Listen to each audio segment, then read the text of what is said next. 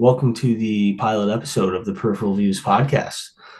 I am 50% of your hosting team, joined by the unheralded, the unequaled, the unrivaled, and always interesting Mr. Erroll Hooker. Erroll, what's going on today? Oh, nothing much. Glad to be here. Thanks for having me. Yeah, we're back. We're back on the podcasting airwaves. It's a new one. We got a new title. We've got a new thematic setup. We're going to be tackling some new stuff. So, you excited about it? Oh yeah, seems like we just have like a bit more structure to this one.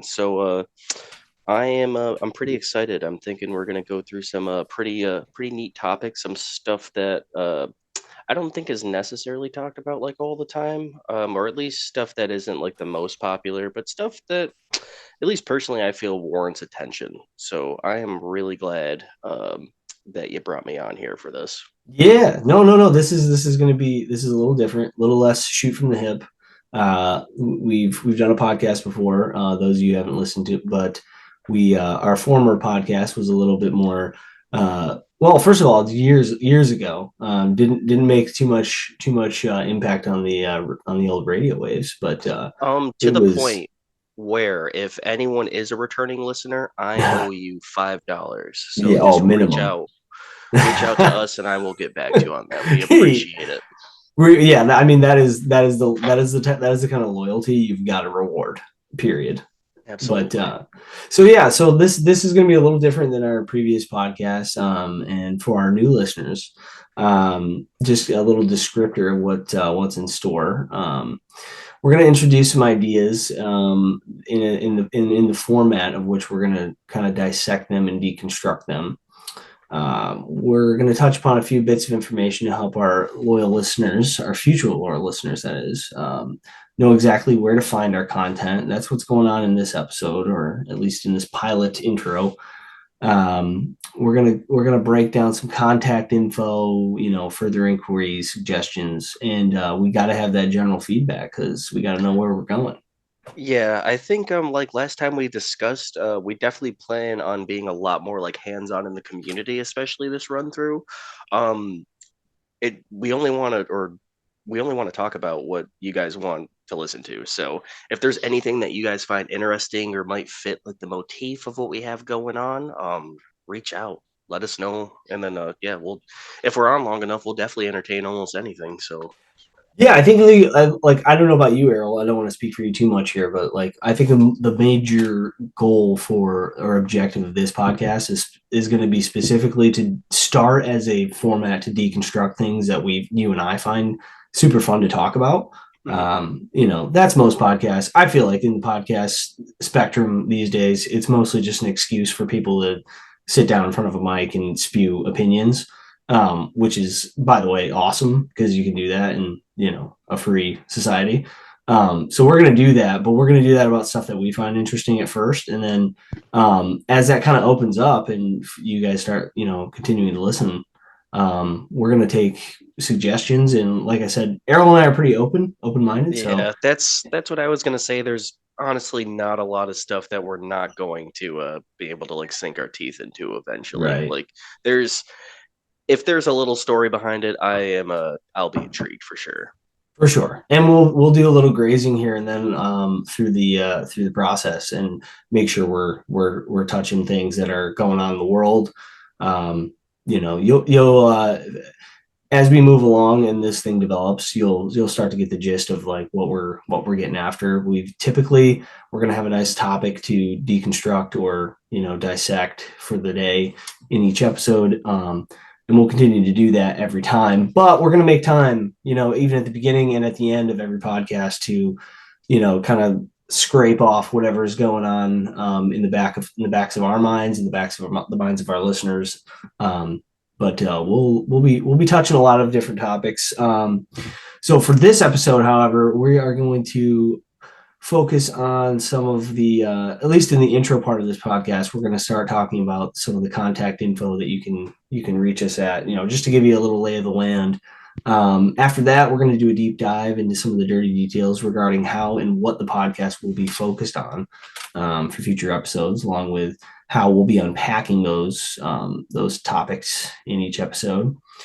After that, we'll do after that bit of housekeeping is complete. We won't keep you too much waiting. We won't keep you waiting too much further, and we will dive headlong into today's content, specifically what we're going to discuss today, along with obviously those as we coined the title of the podcast, some of those peripheral views along with the central topic today. So, Errol, do you want to let the listeners know where to find us?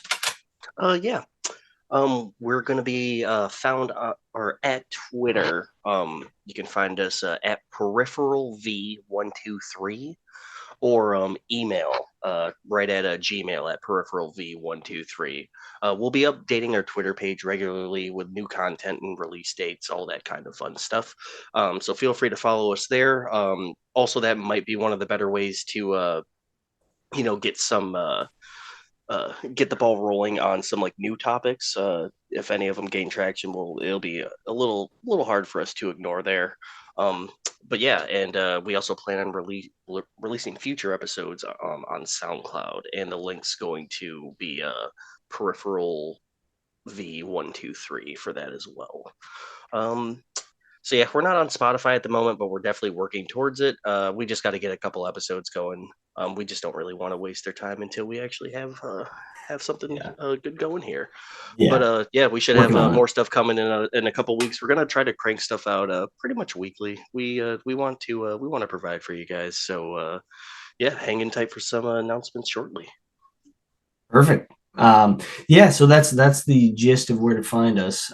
Those links, we'll make sure to attach those links to wherever we post on SoundCloud. Again, that's going to be at peripheral v123 on Twitter. If you want to reach us by Gmail, again, that's peripheralviewspodcast@gmail.com. Our SoundCloud, which is we'll post on Twitter the actual link to the audio to each file every episode. SoundCloud.com that's / peripheral views 123.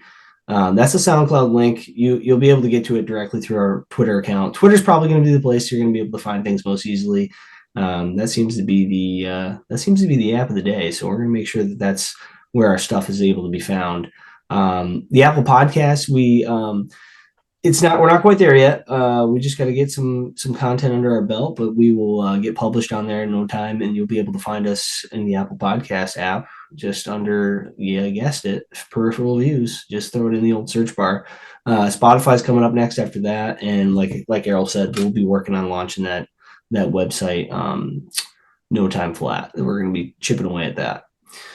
So we're moving into the format. Podcast was conceived to be a place for Errol and I to deconstruct and organize deeper dives into specific topics we find most interesting. While we didn't want to constrain ourselves too much on those topics, there's a handful of topics that we would most like to dive into and churn out some episodes for each topic in the form of episode series under the following categories. These series are going to sound a little bit like this. There's going to be several of them, and they're going to be expanding. We're not going to be, we're not going to be beholden to it. So I'm going to go through the list now, so you guys have an idea of what we're going to be kind of tackling. And I'm going to start with what we're going to be discussing today, or at least the series that we'll be discussing today. We'll have a film series that's going to be, a series of episodes. Each episode will be designated to a film, not a sequence of films, but just one simple film of any genre, of any time in the history of film.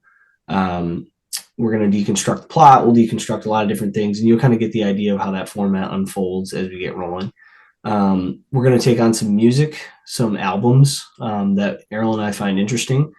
Like I said, no constraints on that. All genres, any type of music. We'll take suggestions from you guys via email or Twitter or whatever social media we're on.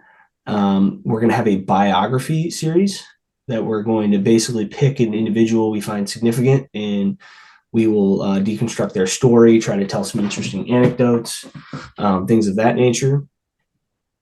We will have a geography series, which Errol and I, that'll probably be on the back end. That's going to be a little bit more challenging, probably a bit of an undertaking, but that's going to be specific around locations, cities, countries, a little bit of, we're going to do a deep dive or a deconstruction on that kind of stuff too. That's going to be, like I said, a little bit more of an undertaking, but we could construct something that's fairly interesting. We want to pick locations that aren't so obvious. It's going to be, it'd be one hell of a series to talk about Paris. So Right? Just the history of. we're just doing Paris today. Like we're not gonna do that. No, we'll find something a little esoteric, something up our alley, and we'll do what we can to deconstruct it, make it interesting for you guys. We're gonna do books. Obviously, books are hot topic nowadays. They can be a little bit controversial, but we're not going to be doing, once again, just like the Paris analogy. We're probably not going to be doing Hamlet. But if there's a new book out, a new novel, something in the deep dark corners of Erroll and I's interest, we'll throw it up on the on a poll or however we got to get to it, and fiction or nonfiction from any time. It's really Erroll and I are totally in the driver's seat on this one, but we are looking for public influence. So once we hit social media a bit more, we'll be completely open to whatever the interest is of our audience. So feel free to, like I said, our feedback is going to be super important. A couple more. We want to take on some historical events. That's going to be its own series. We will be selecting classic sports events. That would be its own series. A comedy specials, which is going to be, I mean, that's kind of tough. We're going to have a hard time with that, but we really would like to pick out some like stand-up specials that we found really funny and great for whatever time that they've contributed to. Be a little bit difficult to do, obviously, because you don't want to give bits away. But we'll throw it in there. We'll make it work however we can. And then the final two series that we have on tap so far, these are not so much series. They'll have their own place in our podcast universe here, but we'll do a cool ranking show.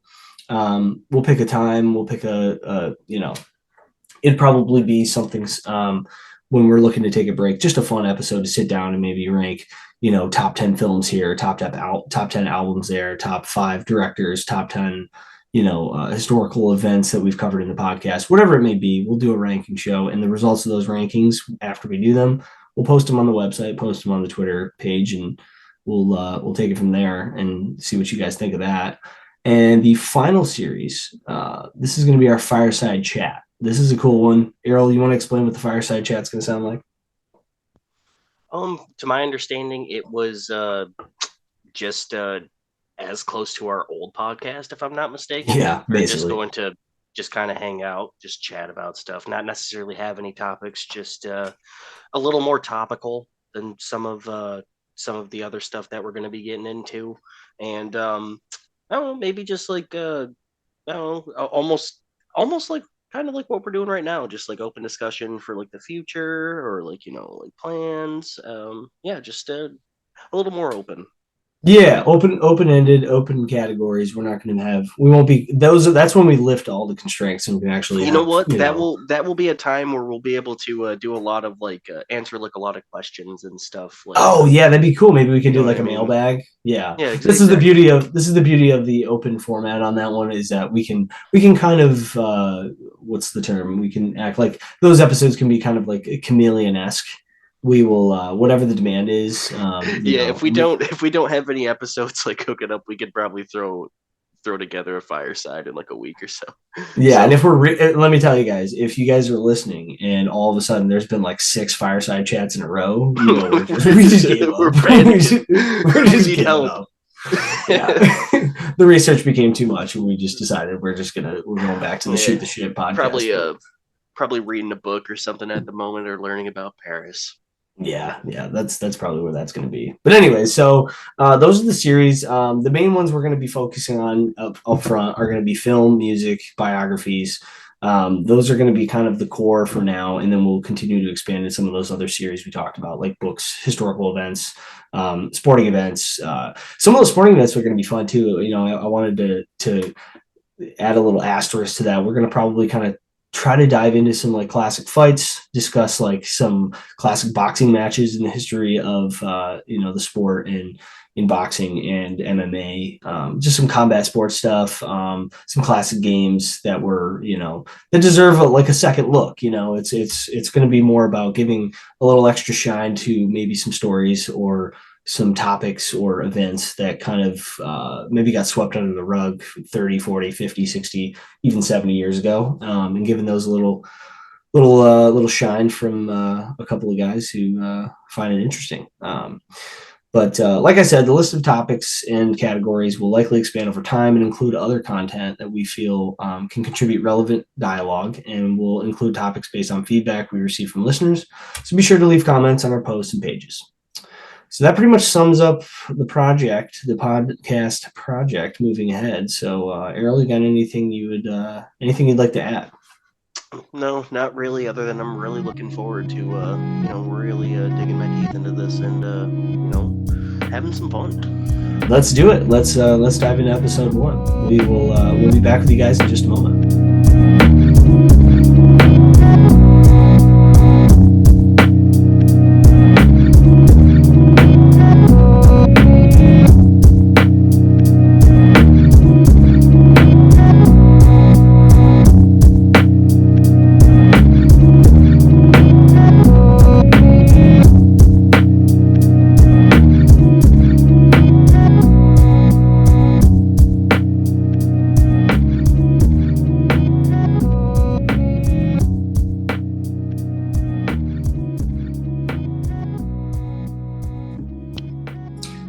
All right, we're back. This is Peripheral Views, episode 1. We're gonna dive in. This is gonna be the episode. We're gonna dive into the actual topic of the podcast. What we're discussing on this episode, Errol, I gotta tell you, I couldn't be more excited. It's going to be a monster discussion about an absolute masterpiece of a film.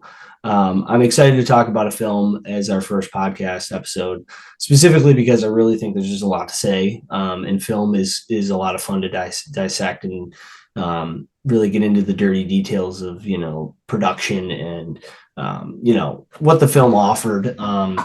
But before we get into what the film is, and before we actually talk about The Thing of 1982, John Carpenter's absolute horror masterpiece, before we actually get into that, let's do a little chit chat about what's going on in the world of the movie industry for you, Errol. Anything coming out in the next week, 2 weeks, 3 weeks, month that's got your attention? Honestly, only thing I'm really looking forward to this year that I can think of off the top of my head would be Oppenheimer.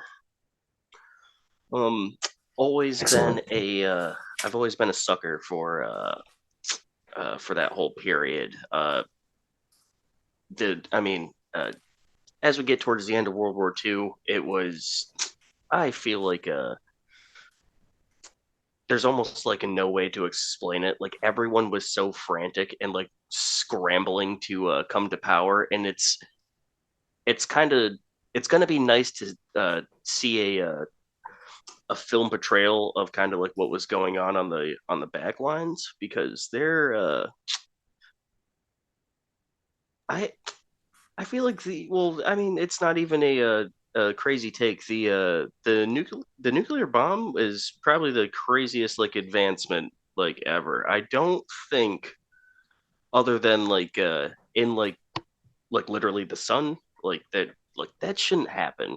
That's the fact that we like split the atom and we're able to just cause like mass destruction. I don't know. It's always been like really interesting to me, terrifying, and it's gonna be really nice to kind of see those characters personified. Absolutely. I could not be more with you on that, because I honestly think in the hands of Christopher Nolan, who is, everyone knows Christopher Nolan. This guy has basically done nothing but produce one epic after another. He is truly like the master of film production at this point. I mean, and his writing is amazing too. I mean, it's amazing that he's written the films that he's written. I mean, the guy has basically churned out one epic film after another. He's just an absolute master. I don't know. Did you see Tenet? Was that on your? Yes, You saw yes. Tenet? Okay. What did you think of Tenet? Was it like I gotta go back to this one again and try to get So my head around it, or were you right in there? so that's the thing. I feel like not only did it warrant a rewatch, I was excited to rewatch it, which Yeah, is likewise. that is I feel like that's very hard to do in a film. There's a lot of times where, like, you watch a film and then it just kind of settles with you, and then that's the impact it has. But this, it's almost like necessary to do that. It's kind of, I mean, it's visually a masterpiece. But Agreed. let's be real, all his movies kind of are. That's Um, true. They all have a visual component that like it kind of supersedes the plot. yeah, where I it's mean, almost it's like the environment like takes on a life of its own. true. Yeah, he did something in Tenet that I thought was weird that I hadn't really ever experienced with the film, where it was like there was almost a you could tell the influence was that like he really was like clearly interested in like doing his own like version of I don't know like Born Identity, James Bond, like um Okay, yeah, agent gone rogue type of film, but like he also just could not let go of like the thing that he does with all of his movies where he's just going to fuck with time, like right. So yeah, just a time cop with a mm, twist. yeah, I'll I'll tell you basically what, I'm a sucker for time cops. yeah, That's sure. the Well, concept. it makes everything a little bit more complicated, but like it also keeps things it forces you to pay attention. Right. Yeah, and that is one thing that is right when you start watching it, you have to get like locked in. It kind of has that like air about it where you're like, oh wait, what's going on? You're like, okay, I'm gonna want to keep an eye on that for later, kind of thing. Yeah, yeah. So, well, circling back to Oppenheimer. I mean, it's as important a film as it could ever be in any other time. I mean, it would be important in any time if it came out in 1956, if it came out in 1996, if it came out in 2026. It's always going to be an important topic. Um, I will say this: the book that it's based on, American Prometheus by Kai Bird and Martin J. Sherwin. Hmm. I do own a copy of, and I've actually kind of leafed through the first. I mean, it'd be generous to say I got through the first quarter. I mean, it's basically this epic, biography of Oppenheimer, and you know, uh, it's one of the. I always feel I always am of the opinion of specifically of biographies that like if you don't read it in full, you don't understand it because you have to because it's the whole point of a biography is for you to encapsulate the human as best possible without the person telling you the story themselves. Um, so I'm not going to pretend as though that film or that novel or I'm sorry that book was influential in my view of Oppenheimer, but I will say it's extremely well written from what I have read of it. It's very detailed and it takes things nice and slow, which is every biography. But I'm really curious to see what Nolan does with the film version. Um, and just as a touchstone, I'll read the premise here. The premise for the film is it follows the life of theoretical physicist J. Robert Oppenheimer, who was the director of Los Alamos Laboratory during the Manhattan Project in World War II, and his contributions that led to the creation of the atomic bomb. Now, you could have heard the word Oppenheimer and probably just assumed that that was what the film was going to be about. I don't even think you Yeah, need a plot premise to be described. I mean, you just hear the name, and the name is obviously you know what that's about. but yeah. No. What about What you? did you think of the trailer? Oh, the recent one. Mm-hmm. Uh, I really liked it. Starting with like the Geiger counters. Um, and then I'm trying to. It ends. If I'm not mistaken, you can. Countdown. I remember, yeah, there's like a ticking in the background there too, Yeah, and I was like, brilliant. oh, it's kind of eerie. Yeah. The one thing that I am interested in is they didn't CGI the explosion. That's what everyone's talking about. So what did they do with it? They just made a replica. What? Yeah, In they what in made a what replica. capacity? So there's a meme going around that Christopher Nolan just made a nuke just to record it. I mean, that's Hollywood power right there. Yeah. Like, what do you mean you need $20 million for a reactor? He's like, trust me, it's going to be the best movie of all time. Well, he looked at me. He said, "Don't worry about the money. Just find me the location." He's like, we should probably actually film this at Los Alamos. I'm not gonna lie to you. Yeah, yeah. Well, I mean, at that point, you might as well. I mean, they've already fucking Yeah. ravaged the land. I'm sure they don't. Have you ever just and we won't perseverate too much on this because we do want to get to the film, but have you happened to get anything out of Dan Carlin's book, The End Is Always Near? Apocalyptic moments from the Bronze Age collapse to the nuclear near misses. No, I missed that one. Yeah, What is he actually wrote a book specifically about he wanted to he I think Dan and I don't want to speak for Dan Carlin because the Lord knows the man could speak for himself times a million, but he I really think he wrote that book that the specifications around writing that book were centered around trying to like raise a red flag about that kind of thing and the significance of it and that we don't even acknowledge it like ever, that like that's lurking in the shadows pretty much at all times. Oh, yeah, no, fair enough. Because I feel like while we are in a very destructive time, it's also like a very safe time. Like we have the means to like cause a lot of destruction, but people have always wanted to kind of do bad things since the start of time. That's for So sure. it's kind of nice to see a like not nice, but it's always important to see the progression and what led us here. Yeah, yeah, it's good. Good reflection. It's good reflection to see that, and I'll be anxious to see the film. I'm really excited to see Oppenheimer. I can't wait till it comes out. Chris Nolan never failed us before. That comes out. Let's see. Let's get an exact. I believe it's the summer, right? July 21st, 2023. He actually is using, interestingly, he's using a new composer. He's usually a Hans Zimmer guy for music, but it looks like he's going to be going kick things over to Ludwig Göransson. I'm familiar, but either way, should be a great film. Really excited to see it. That might be a release day. Go see it at the theater the day it comes out, kind of deal. Yeah. For my film, and I want to make sure we keep moving things ahead here, but we don't have to perseverate too far. I've got a film that I'm like super excited about. Um, don't even have to say too much about it because it's really it's just one of those.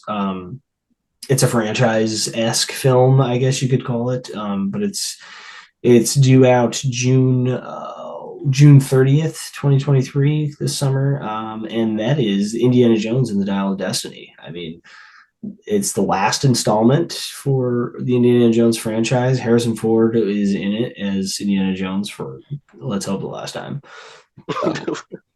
Um, homie's like not. He's 80 years old. I mean, what are we doing? What are So we doing? I've never been the biggest fan of the series, and by like biggest fan, I just maybe seen it like on and off on like TV. But the one the one thing I will mention is what I would kind of like to see happen is why wouldn't they recast Short Round? Yeah, that's actually. Well, I think that his like resurgence. Well, before we get into that, I honestly thought you were gonna say like, I really thought that tangent you were going on where you were like, yeah, no, I wasn't really a really big fan of the film. Not a big fan of the franchise. Haven't really got into it too much. But I will say this: the real thing I'd really like to see, I'd like to see him die. I'd like to see him die. I like to see him It's- end it, like just I'd like to see totally. him. I'd like to see the Nazis literally tie him up to a post and crucify him, like Yeah. publicly. They tie him up and then like the sun shines through some kind of window and then it just bores a hole right and Just fucking melts him, just like the Lost Ark did.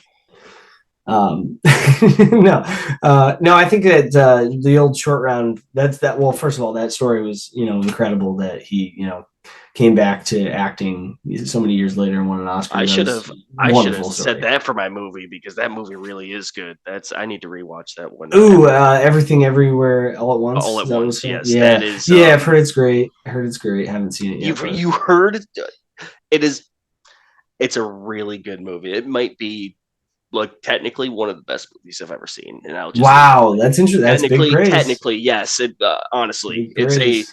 it is, it's really good. Interesting. Okay, yeah, no, I'll throw it on the queue. I'm sure we'll get around to that one. But yeah, Indiana Jones. Circling back to Indiana Jones, which is, I mean, you just Indiana Jones is so fun because it is that's all it is. It's the only purpose that it serves is just to be super fun. There's plot holes throughout every film. They're all extremely nostalgic. They're wonderful. They're great all the way through. I can't say enough great things about them. Really excited to see this one. I hated the fourth one. Wish they hadn't even made it. I'm hearing through reviews in the world of like media and such that that this one really kind of corrected that. The Kingdom of the Crystal Skull was like pretty weak as a sequel. I think any true Indiana Jones fan would be happy to forget that it ever came out, but there are some Is that the diehards out there. is that the one with the where he hides in the freezer? Yes, unfortunately. Which See, actually was probably the best scene in the film. I work at an appliance shop, so I consider myself safe during a global thermonuclear war because I got like Yeah, 7 fridges. I'm gonna just put 2 back to back, or you got to go back. You need two of them. You got some small fridges, bro. You need a I bigger can just fridge. open them up and then I can just have like a little space. You should just get like 17 of them and just round them up, and you can get a whole family in there and save Right. a bunch of folks. You could be the Schindler of. You can be the Oscar Schindler. You're the Oscar Schindler of nuclear holocaust You know via what's fridges. you know what's funny? They actually have a reference to that exact scene in one of my favorite video games of all time, Fallout New Vegas. Really? If Of like Yeah, saving the Jews? Or that scene? no, no, Not a no, Schindler scene? no, I could have got one more. I could have got one more. no, the fridge scene where he like hides in the fridge. So you it's based in a post-apocalyptic Nevada, which just Right. already sounds like hell. Like already like just man, that's the worst place ever. So as you like walk by the wasteland, you have a chance of running into an encounter of just a dead skeleton in a refrigerator, Mm. and like that game is like based on like nuclear fallout, like Fallout New So Vegas. it Like basically, so, it basically he's gave you. It's like this does not work. Indiana Jones saw the bombs dropping, and then he got in the fridge, but it just He just didn't got work as it torched. wouldn't like it. Oh, Yeah. that would have been so slick if it came out after the fact and they put like a crack whip like Well, they put in a hat. They a put in fedora. Oh, they yeah, put a they put in fedora. a yeah. So That's it's like brilliant. Okay, it's I an see it Indiana now. Jones s character who's Yeah, like, oh, I reckon I got that's one shot at this, and then the just got bull. It's incinerated. got a fedora and a bullwhip just racked on the side and just nothing but dust. That's hilarious. Yeah, no, I Well, thought that was excellent. Okay, great. Well, listen. Either way, we're gonna forget about. I hate that we've now digested the Indiana Jones series, and via that very silly scene in the fourth one, because it is a great series. The first three are iconic. They're super fun. They're realistic. They're not.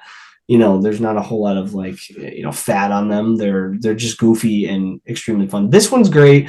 All star cast. Harrison Ford back. Mads Mikkelsen is playing the villain, which I mean that's great. You gotta love that. Antonio Banderas is in there for some reason. I'm not sure oh, who he's going to okay. play. John Rhys Davies is back as Salah. That's just awesome because I don't think he was back. No, he was in the third one. I'm sorry, he was in the third one. Um, who else is in there? Toby Jones.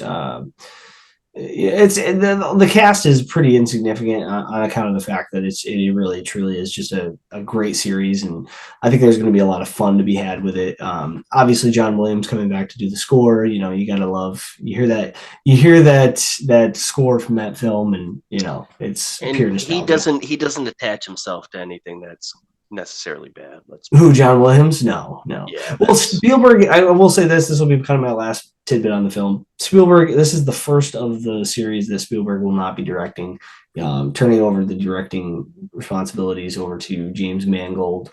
James Mangold, pretty good career. Guys made some great films. He's I done I some good did read stuff. I did read somewhere where Spielberg was happy with it though. I heard this too. Yes, I heard that Yes. he was glad.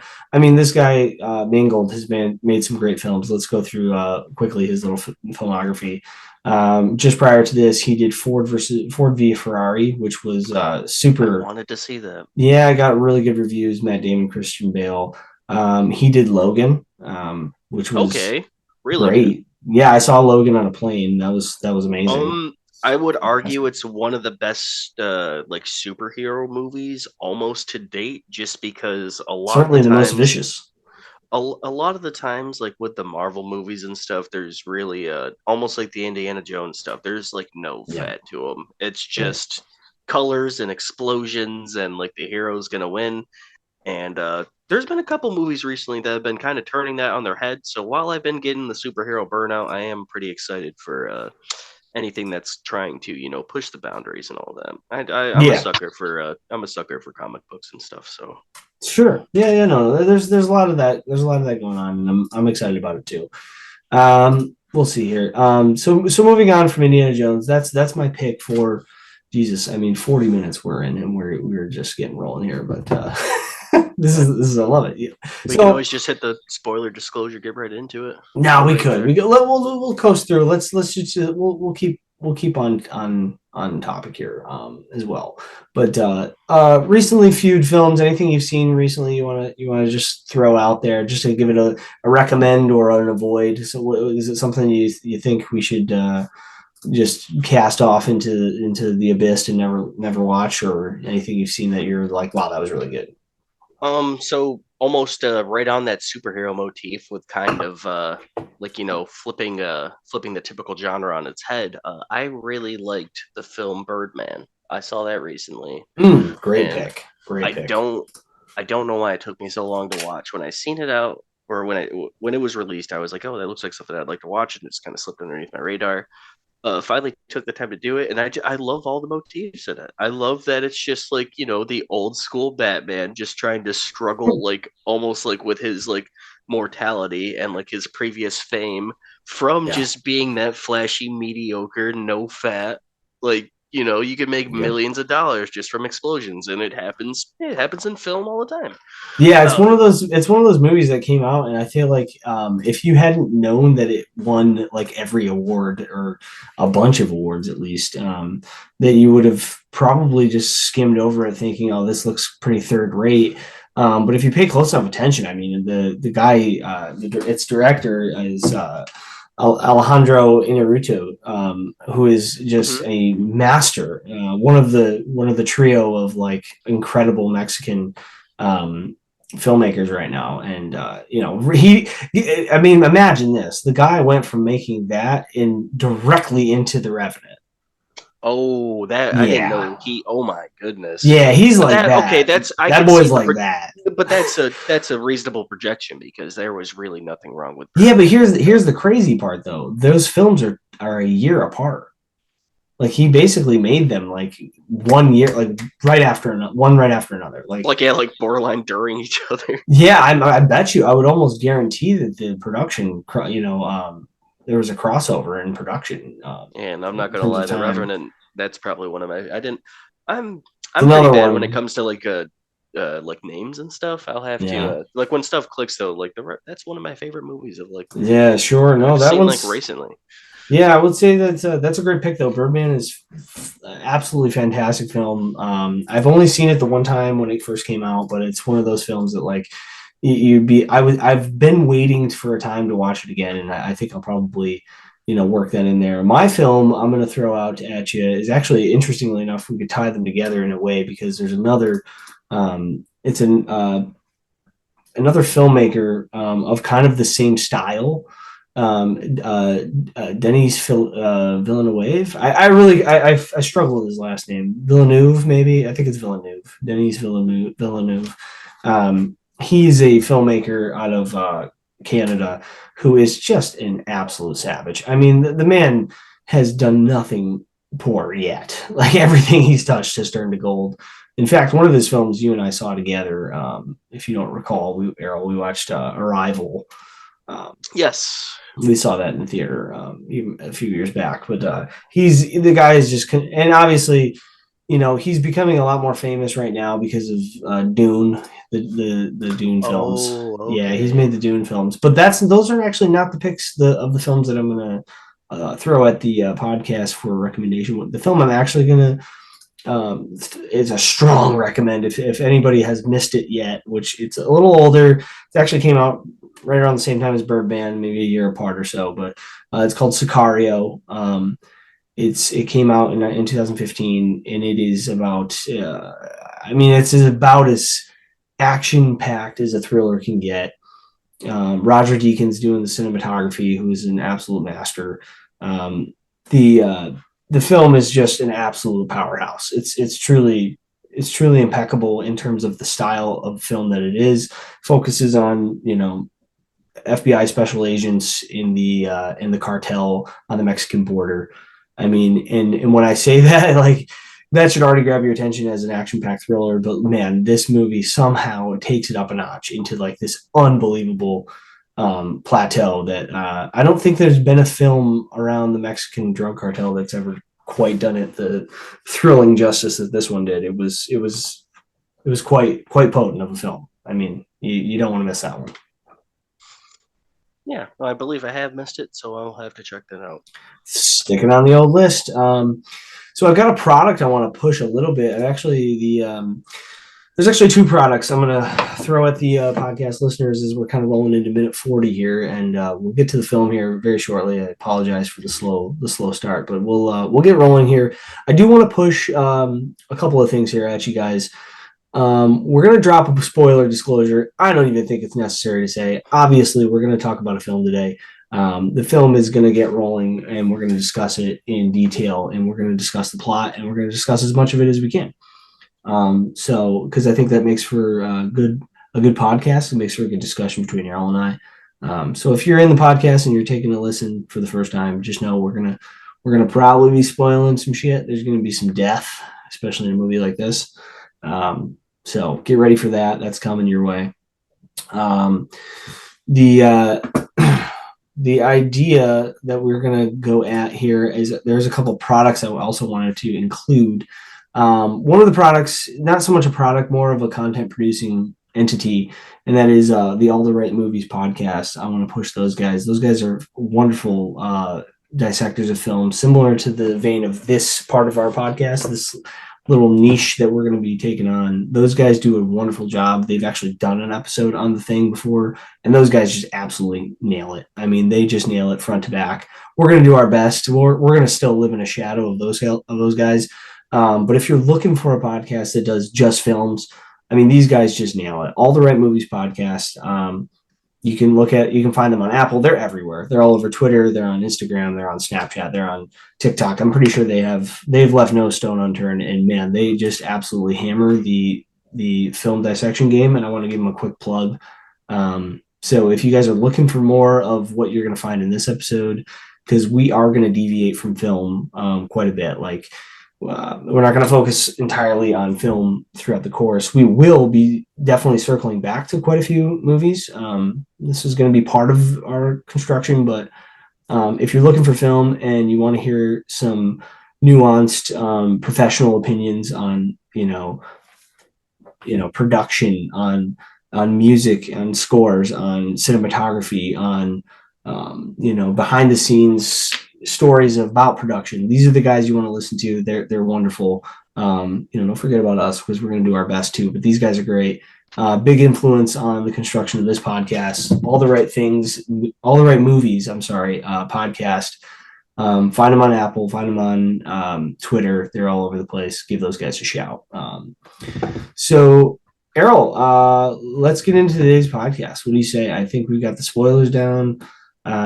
We talked about some movies that we are interested in that we've seen recently or are coming out. But what do you say we dive into John Carpenter's The Thing?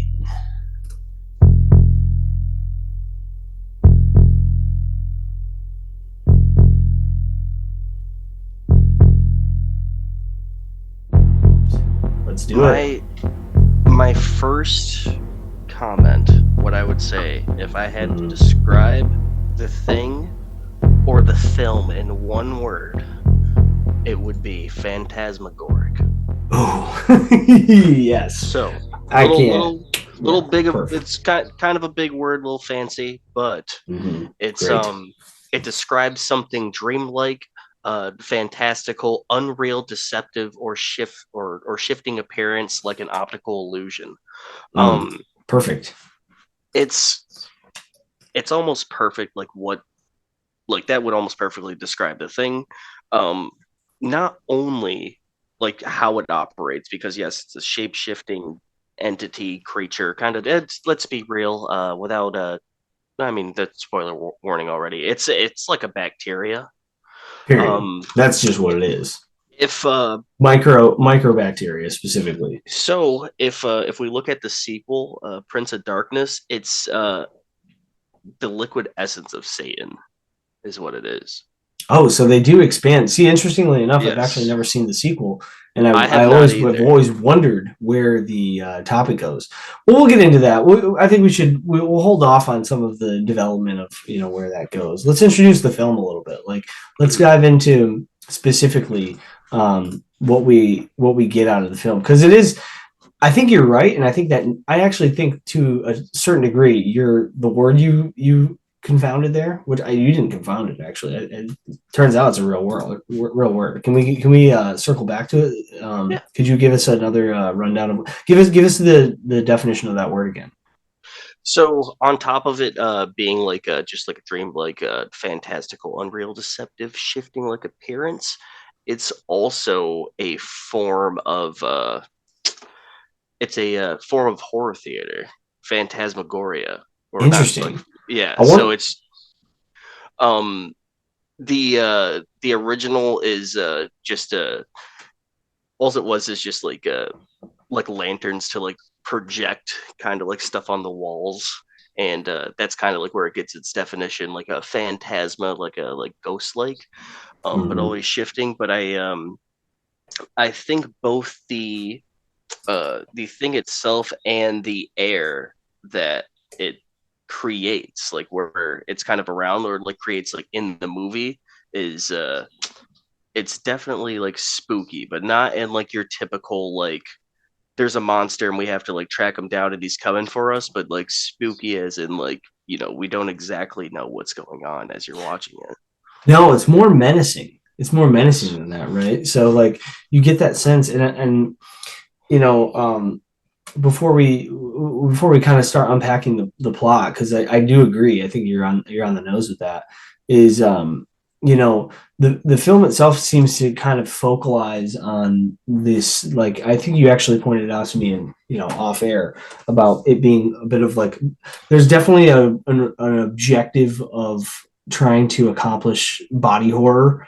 I think that was exactly right. I think that's what John Carpenter was looking to do in a lot of the film, and you can tell he's just having a blast. Like, is he not just having so much fun making this movie? I mean, every scene within the first hour You you get is a yeah, you get a taste of it at like the at the fun that's about to be had in the movie, even at the very beginning, um when the gentleman's shot and it's he's just grazed by the bullet. They're doing like the stitching in there, like mm-hmm. they immediately show that they're not scared to like work with flesh. And Yeah. then Well, did you notice that when he's doing the stitching, like, damn, that boy lost some blood, huh? God damn. I mean, I know it's a prosthetic, but it's like, holy shit, that dude's leg was as, I mean, it was as flush as a ghost. It was. right. I mean, it looked a little fake, obviously, but you can't get everything exactly right, and it looked pretty good. But and you know what? If you got a gunshot wound, you definitely. But I will say this: that was actually it's interesting you brought that up. So we'll introduce the first like scene of the film. Obviously, the film opens with like an outer space shot, right? So it's like black screen, and you get like those intro credits, and then it's a black, and then you see the stars, and you see an alien spacecraft kind of get absorbed by the universe. It seems like almost, or Well, it disappears when it enters the it's atmosphere. Is that what yeah, you what got from it happens too? is it crash lands. Mm-hmm. So when I first watched it, I was like, "Oh my god, the thing is Outer a space. it's a technologically advanced species that's spacefaring." So immediately, what that means is that it's smarter than us. And I was like, "That's absolutely terrifying." But Mm-hmm. then you kind of it was kind of sitting with me. I was like, wait, that thing's like, it's a spaceship and it's crash landing into Earth. So I don't, error, yes, I right? think the same thing that happened at the Norwegian camp and the same thing that happened at the United States camp happened on that spaceship. They probably had Potentially, right? they probably had a sample quarantined, and they're like, we need to do something about this. Gets out, takes form of one of the aliens, and then just fire and brimstone. The aliens go, we need to crash land this. We need to do something. So best chance if you crash it into the Arctic, -40. They're like, that's our best Interesting. chance. It's our best chance of survival, or at least we can like contain this. Um, so Interesting, though. Well, interesting side note, though. mm, Also, have to remember, including your theorizing here, that scene, that opening scene with the spacecraft crashing, um, it's actually dated, right? yeah, Like, hundred so thousand years ago. 100,000 years old. So that scene is actually, and you gotta, interestingly enough, they don't actually spell this out for you, which I appreciate from the filmmakers. They don't make you don't have to, they don't need a subtitle to like tell you this, but like, after viewing the film once, you go back and watch it a second time and know that that film or that scene is specifically dated 100,000 years previous. So that the film, that the spacecraft actually crashed prior to the very next scene, which is when it had taken the shape of our, beloved husky sprinting across the Arctic, getting shot I've at from a sniper out of a helicopter, which is one of the weirdest and coolest opening scenes in a film, right? I mean, it's so hard to portray that kind of panic to the point where like because even before like exactly what happened to them, you just mhm. see a bunch of guys screaming in an unforeign language, and they're just shooting at this dog flying low in a helicopter. But it's um calm. That's the difference, though. It's like the the scene is it's actually it's pretty calm, which the but the only because of the chopper. the The chopper is dog drowning out. the dog as it's running, I don't know if they tried to portray it like this, but it looks calculating Looks almost the whole playful. movie. Looks a It little look playful. I'm telling you, look back at that movie, that dog is scheming, and my second watch through, I've never been more unnerved by just a dog in a movie. Like, so every single movie, dog gets shot, awful. That's the, worst I'm ever feeling in a movie is once the dog gets shot. Uh, this movie, like, please just shoot the dog, throw it in a furnace. Like, that was the one time where I'm like, I don't, like, it's a cute dog, so I don't, it almost, Beautiful. the, it triggers almost the uncanny valley, and it shouldn't. It triggers something, or at least it triggered something primal in me where I'm like, I know that dog's not right. And it has a couple mannerisms in the film that I feel like accurately portray that, which they come up relatively soon, so I will get into that. But yeah, that thing, if you look at the map later where it shows how far the dogs were, Blair was correct in saying like no dog can run 1,000 miles in the Arctic. They were a very far distance away from the original thing, so that thing was just running in the cold for probably like 2 days straight. Yeah, very robotic too. And I wonder what they did to make that dog, because I do agree. I agree. I think the dog's performance is one of the better acting performances in the film. Thank Because you I for really, saying that, because that was he. I was going to say it's, if not the best performance. That dog handler is A tier. and not only that, but somehow they made the dog. They somehow, well, and I hate to jump ahead into the, because we're getting into the plot a little bit ahead of schedule, but it doesn't matter. I mean, it's important to note that like they somehow managed to get that dog into the cage with the other dogs and to make him appear apprehensive about it. Like I Well, couldn't even so figure out no, how they did that. so here's what here's because that is arguably like one of, if not my favorite scene, then like one of the parts that like my favorite scene leads to. Mhm. Uh, Clark, the absolute bastard. Yeah, Clark would not survive if I was there. I don't weird think or fella, not. isn't he? Weird fella is exactly what happens at the end. Just a Strange. weird guy, just Yeah, strange. I don't well, care. interestingly enough, but his performance is strange because he obviously the goal of his character is to make you assume that he's actually been imitated, He's the but like, biggest red herring of like all time, but it's almost but he's not. that's my only gripe about the film. Like, I don't, to the point where if something's that serious and someone's gonna be like, "Oh, don't shoot the puppy," you're next. I'm sorry, but you're next. In my mind, like it's just too stressful of a situation to deal with an Yeah. outlier like that. To the point where I would assume he would have been dead before the fire test, before the That's actually that's a very good point because I actually do agree that like in most horror films, I think that a character like Clark is probably out, but that's what makes it such a unique film, right? Like it's not like other horror movies, like characters that you assume, like Palmer, right? Palmer yeah, is so unsuspecting. You think Palmer is going to be the badass at the end with the flamethrowers riding out side by side with Mac, smoking right? a J. Yeah, like you think watching Wheel of Fortune, Right. like, but There's no, only, he's not. but there's only one hint at that I found with Palmer. Interesting. Well, And we'll get to that. We'll get to that. yeah, Let's introduce the film a little bit more, strategically here. yeah. So the film is obviously, for those who haven't seen it, or for those who have seen it and maybe haven't seen it in a long time, the film is obviously it's John Carpenter's horror masterpiece from 1982. It's got it's centered around a group of American scientists, engineers who are working in the Antarctic.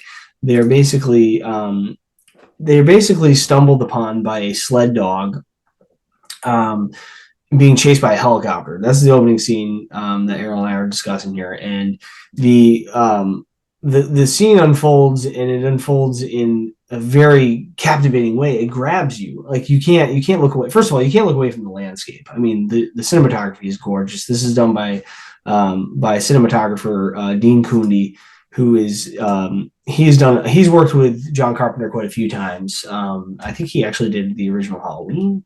Let me take a look. I'll pull up his filmography, but he's done quite a bit of work. Yes, yes. Um, You're he's right done in that. yeah, and you know what? It looks at also that he did. Oh yeah, he's a powerhouse. I mean, he did all three Back to the Future films.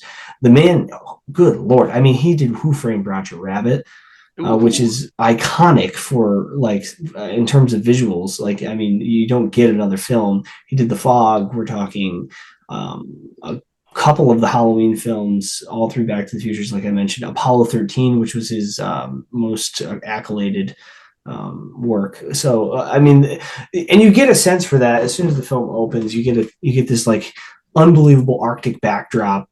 Um, what did you think about the title sequence with like so as like this the picture kind of it kind of like devolves, and then I thought it was really interesting the way that when I say title sequence I mean like it shows you John Carpenter's The Thing, but the way that the two words The Thing they transform into the screen is very, I think, strategic. I think he did it intentionally to make almost to make it seem like those words or the thing itself was like metamorphosing into the screen, right? right. Yeah, like Like it doing the was. imitating. Yeah, like it. That's exactly how the thing would, like project itself if it was, it's there the whole time. It looks normal, and then it opens up, and then it's there. It forces its way into the norm where like you'd watch a film with a normal title sequence where like the words would just appear and then you know what film you're watching, whereas the thing slowly creeps and just kind of it like forces its way and shape shifts into the screen, and I really loved what they did there. I thought that was really it is kind of one of those unspoken brilliances of the film where like those little detail attentions are kind of can get overlooked, but like this film does a ton of those things. I mean, they're littered throughout. Yes. um so circling back to the plot, that's the way the film opens. It opens up in that way. We're introduced to a Norwegian basically chasing after a sled dog in a chopper. He's shooting at it from a rifle, and that scene is just it's like I said, it grabs you because you're very curious as to what's going on. Like why are we following this rifleman from a helicopter trying to gun down a dog? Moving forward, you're then introduced to R.J. McCready, who is maybe one of my favorite characters in any film, like basically ever, right? Kurt Russell's character, R.J. McCready, is just, and I mean, do you get? Is it just me, or is this guy just spelling badass like you've never No, seen that's before? that's pretty much the whole like act that he's trying to purvey. But the thing is, there's a lot of times where I feel like the like the quote unquote badass character is also like not level headed. But that is like not the case for Mac there. He is Max he's Smart. he's calculating. He's a smart man. He's I would argue almost as smart as the Thing, or at least he's smart enough to not underestimate it. And they do a really, really good job in the first scene where you meet him in portraying that, if you ask me. Because what he is doing is he's playing chess against an artificial intelligence. Um, Right. that's about as cold and calculating as you can really get on Earth, as you would find in the Thing, if you ask me. Like it makes the best decision that it can in the that's Yeah, she's a available, and then cheating does bitch. that. And then what happens when he loses? What happens when he loses? He's like Cheating bitch. He zero wins net anyway. game. Exactly. Yeah. Zero net game. He's like, I can burn this whole thing to the ground. Yeah. And then he Ice drowned it in cubes. alcohol Yeah. like Like he he does does a lot of himself. other stuff. Yep. Yeah. He just Right. True. he solves all his other problems. Yeah. And let's be Yeah. real, there's not a lot of stuff that alcohol can't solve, and he's right there. Yeah. He got the nail on the head. Well, the interesting part about that character is also that um, he manages to excuse me he manages to portray like he kind of fends off any vulnerability. He does exactly. This is why the acting performance is so important, right? So I really think that he nails the very very important component of this performance in that he needs you to trust him as the audience member, right? Yes, You yeah. gotta trust him. There's no time as well where you really are like, wait, is he maybe even getting ahead of myself when you find the tattered thing, you're like, it's not. Mm-hmm. He's set up. When you find his tattered shirt there, Yeah, you know okay, it's because he already established your trust. I don't know how or why, and it's interesting because he doesn't have to, unless you've seen the film. Like, and it's interesting because it's hard to recall if you are questioning him the first time you watch the film. Because I'd already known, because having seen the film when I was young, I knew Mac was good. I knew that he was probably going to be he in all likelihood I knew he'd survive, right? So spoiler, we'll get right to the spoiler. Like we know Mac is he makes it to the end, and he doesn't get wiped out by the Thing at any point, and you kind of know that. And if you once you know that, you can't. I don't know. Is it a chicken or the egg situation? Like, did you trust him because the performance is that way, or did you trust him because you saw the film once and you wonder which is the cause. But no, I think he just kind of exudes like he's such a personable character in the beginning, and you never see him waver from that. So it's very easy to assume that there wasn't like any kind of like metamorphosis that happened or anything. You would have immediately seen something. So it I feel like they did a good job in making him the main character, and while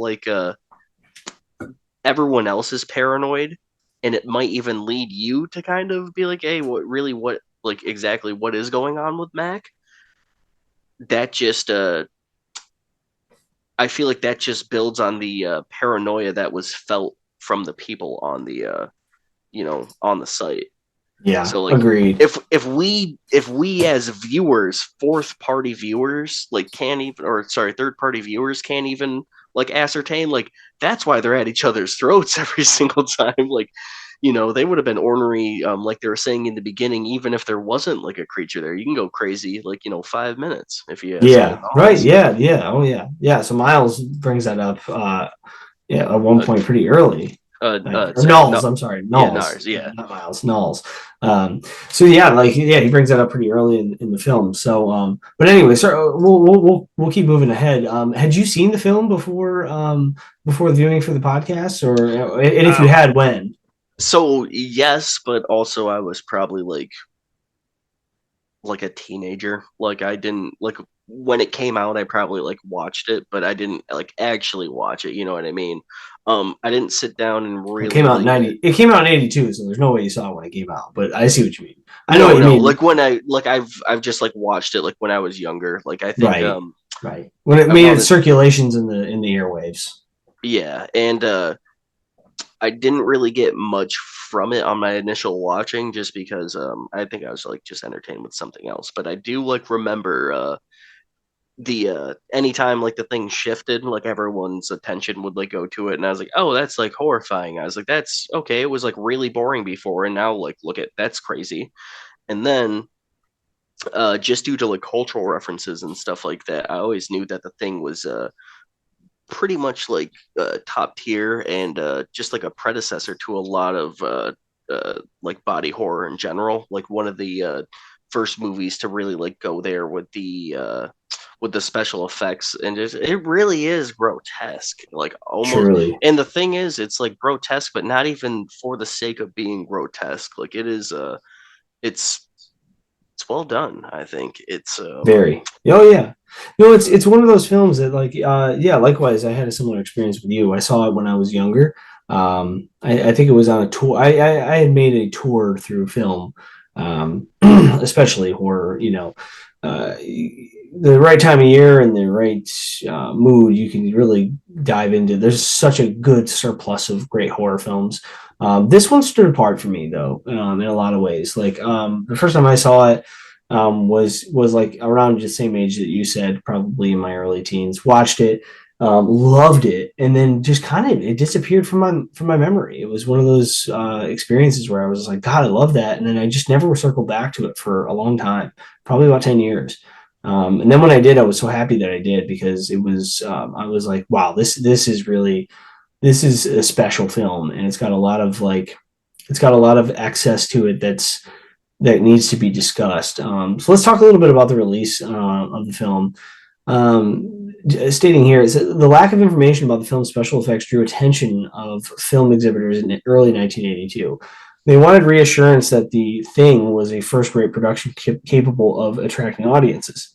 Cohen Foster, with a specially employed editor in Universal's archive of music, put together a 20-minute showreel emphasizing action and suspense. They used available footage, including alternate and extended scenes not in the finished film, but avoided revealing special effects as much as possible. The reaction from the exclusively male exhibitors was generally positive, and Universal executive Robert Rem told Cohen that the studio was counting on the thing's success as they expected E.T., the extraterrestrial, to appeal only to children. While finalizing the film, Universal sent Carpenter a demographic study showing that the audience appeal of horror films had declined by 70% over the previous 6 months. Carpenter considered this as a suggestion that he'd lower his expectations of the film's performance.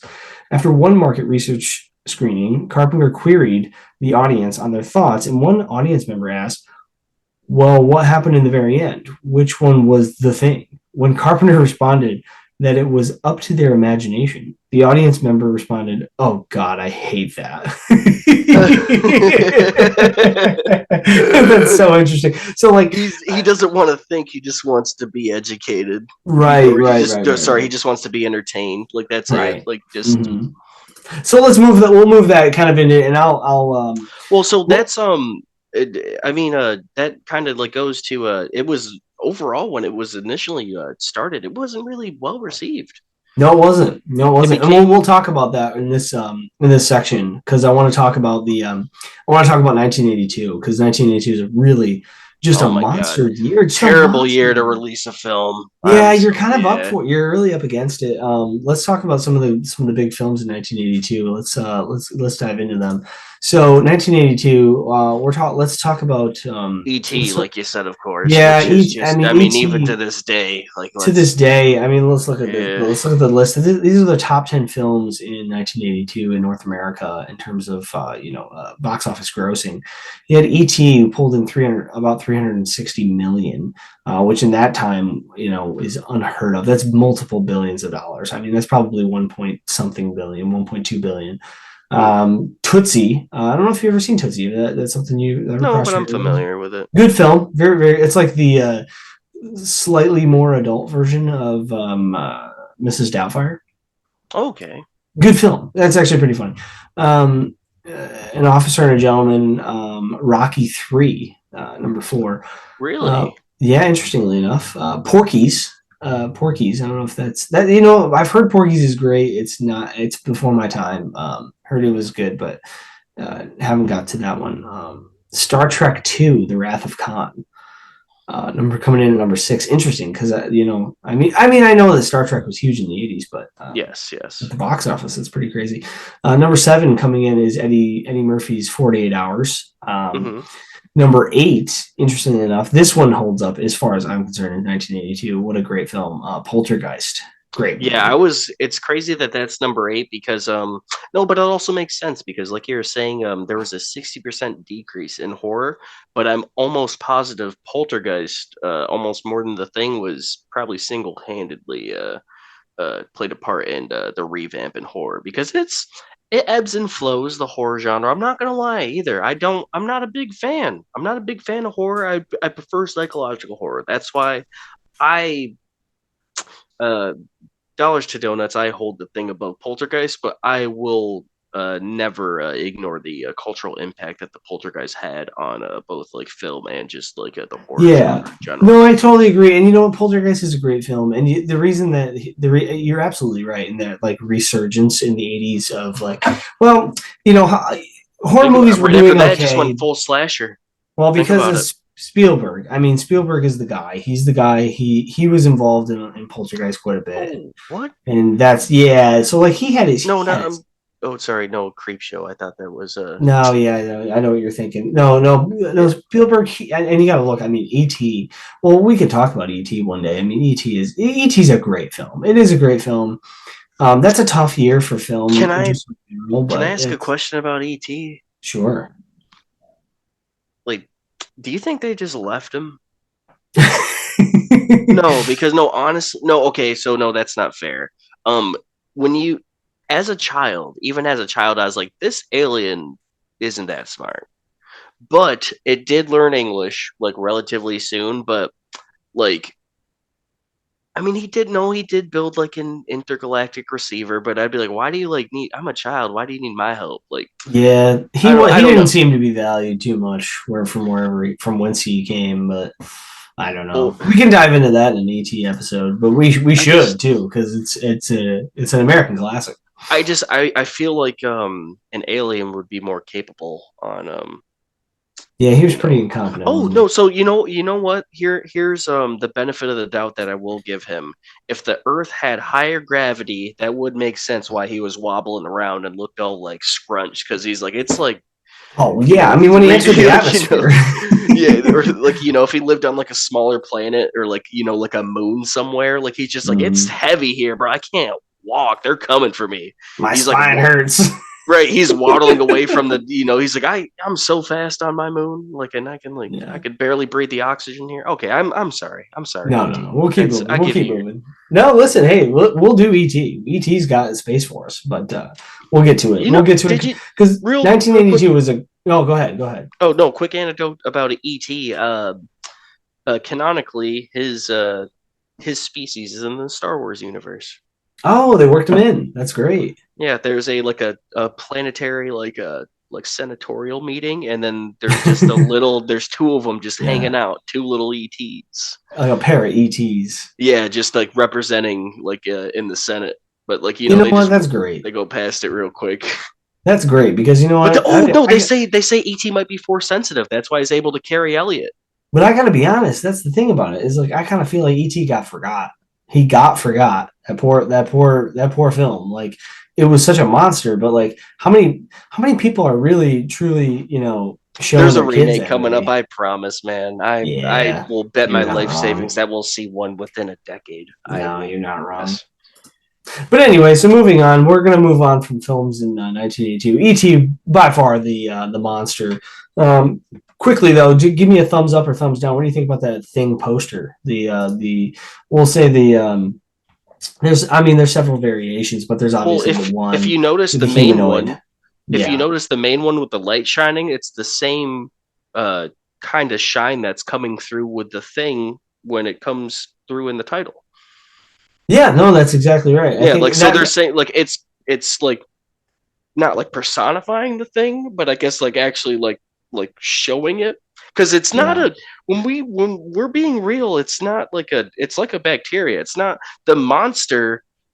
The monsters or the amalgamations that you see aren't the thing; they're a product of it. It's just what it wants to utilize. Like for Yeah, but but like I think what the poster is actually going for, though, which you're right. I'm not. It's not to. I don't mean to disagree, because I actually do think you're on the nose. But I think the goal of the poster is that, like, um, it's trying to show two things. Number one, the transformation from thing to human, and not be too obvious, but it's also trying to say that it's trying to show that there's a, like, it's giving you that silhouette of a human body, mhm, but that the face is obscured, like, right. as just as such as the identity of who has been So yeah, you don't imitated. know exactly Right. It's who showing like you, like, it's basically showing you a film noir. Like, mhm, it's a who done it. I right. mean the film, Well, like, and it's in a lot of ways it's very much a who done it, or who, in this case, not who done it, but who who imitated is it. it? Who got, yeah, who And is it, slash you who has been imitated. and you made a really good point, and I'm so glad you brought this up to me before we watched it. And that was it's a western. Yes, the The Western movie quality is it's can't be a horror denied. film, but it's a western. Um, you know, you got your sheriff, you got your good guys, you got your Mm. it's a who done it. Like you have your bad guy, but like no one knows who it is. Um, it and another little tidbit that I thought was more like punny than it is like an actual like gotcha. It's a western. Uh, the Arctic is a desert. Yeah, it's literally that's, wow, that's So like perfect. it Yeah, no, still you're fits right. like You're the absolutely right. desert motif of a Mm-hmm. western. It Yeah, just it flips it just on on its its head. flips it on its head. It's the opposite. Yeah, you know, you're Yeah, absolutely right. It's but it's brilliant. still a desert.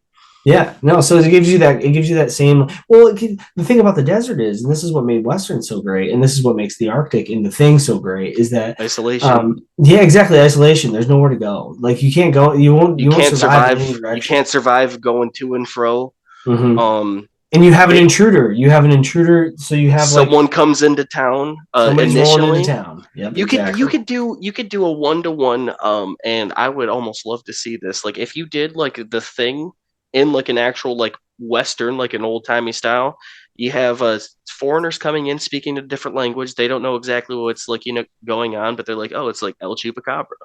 Like that thing was eating our goats. Like we need to kill that thing. Perfect. They Right.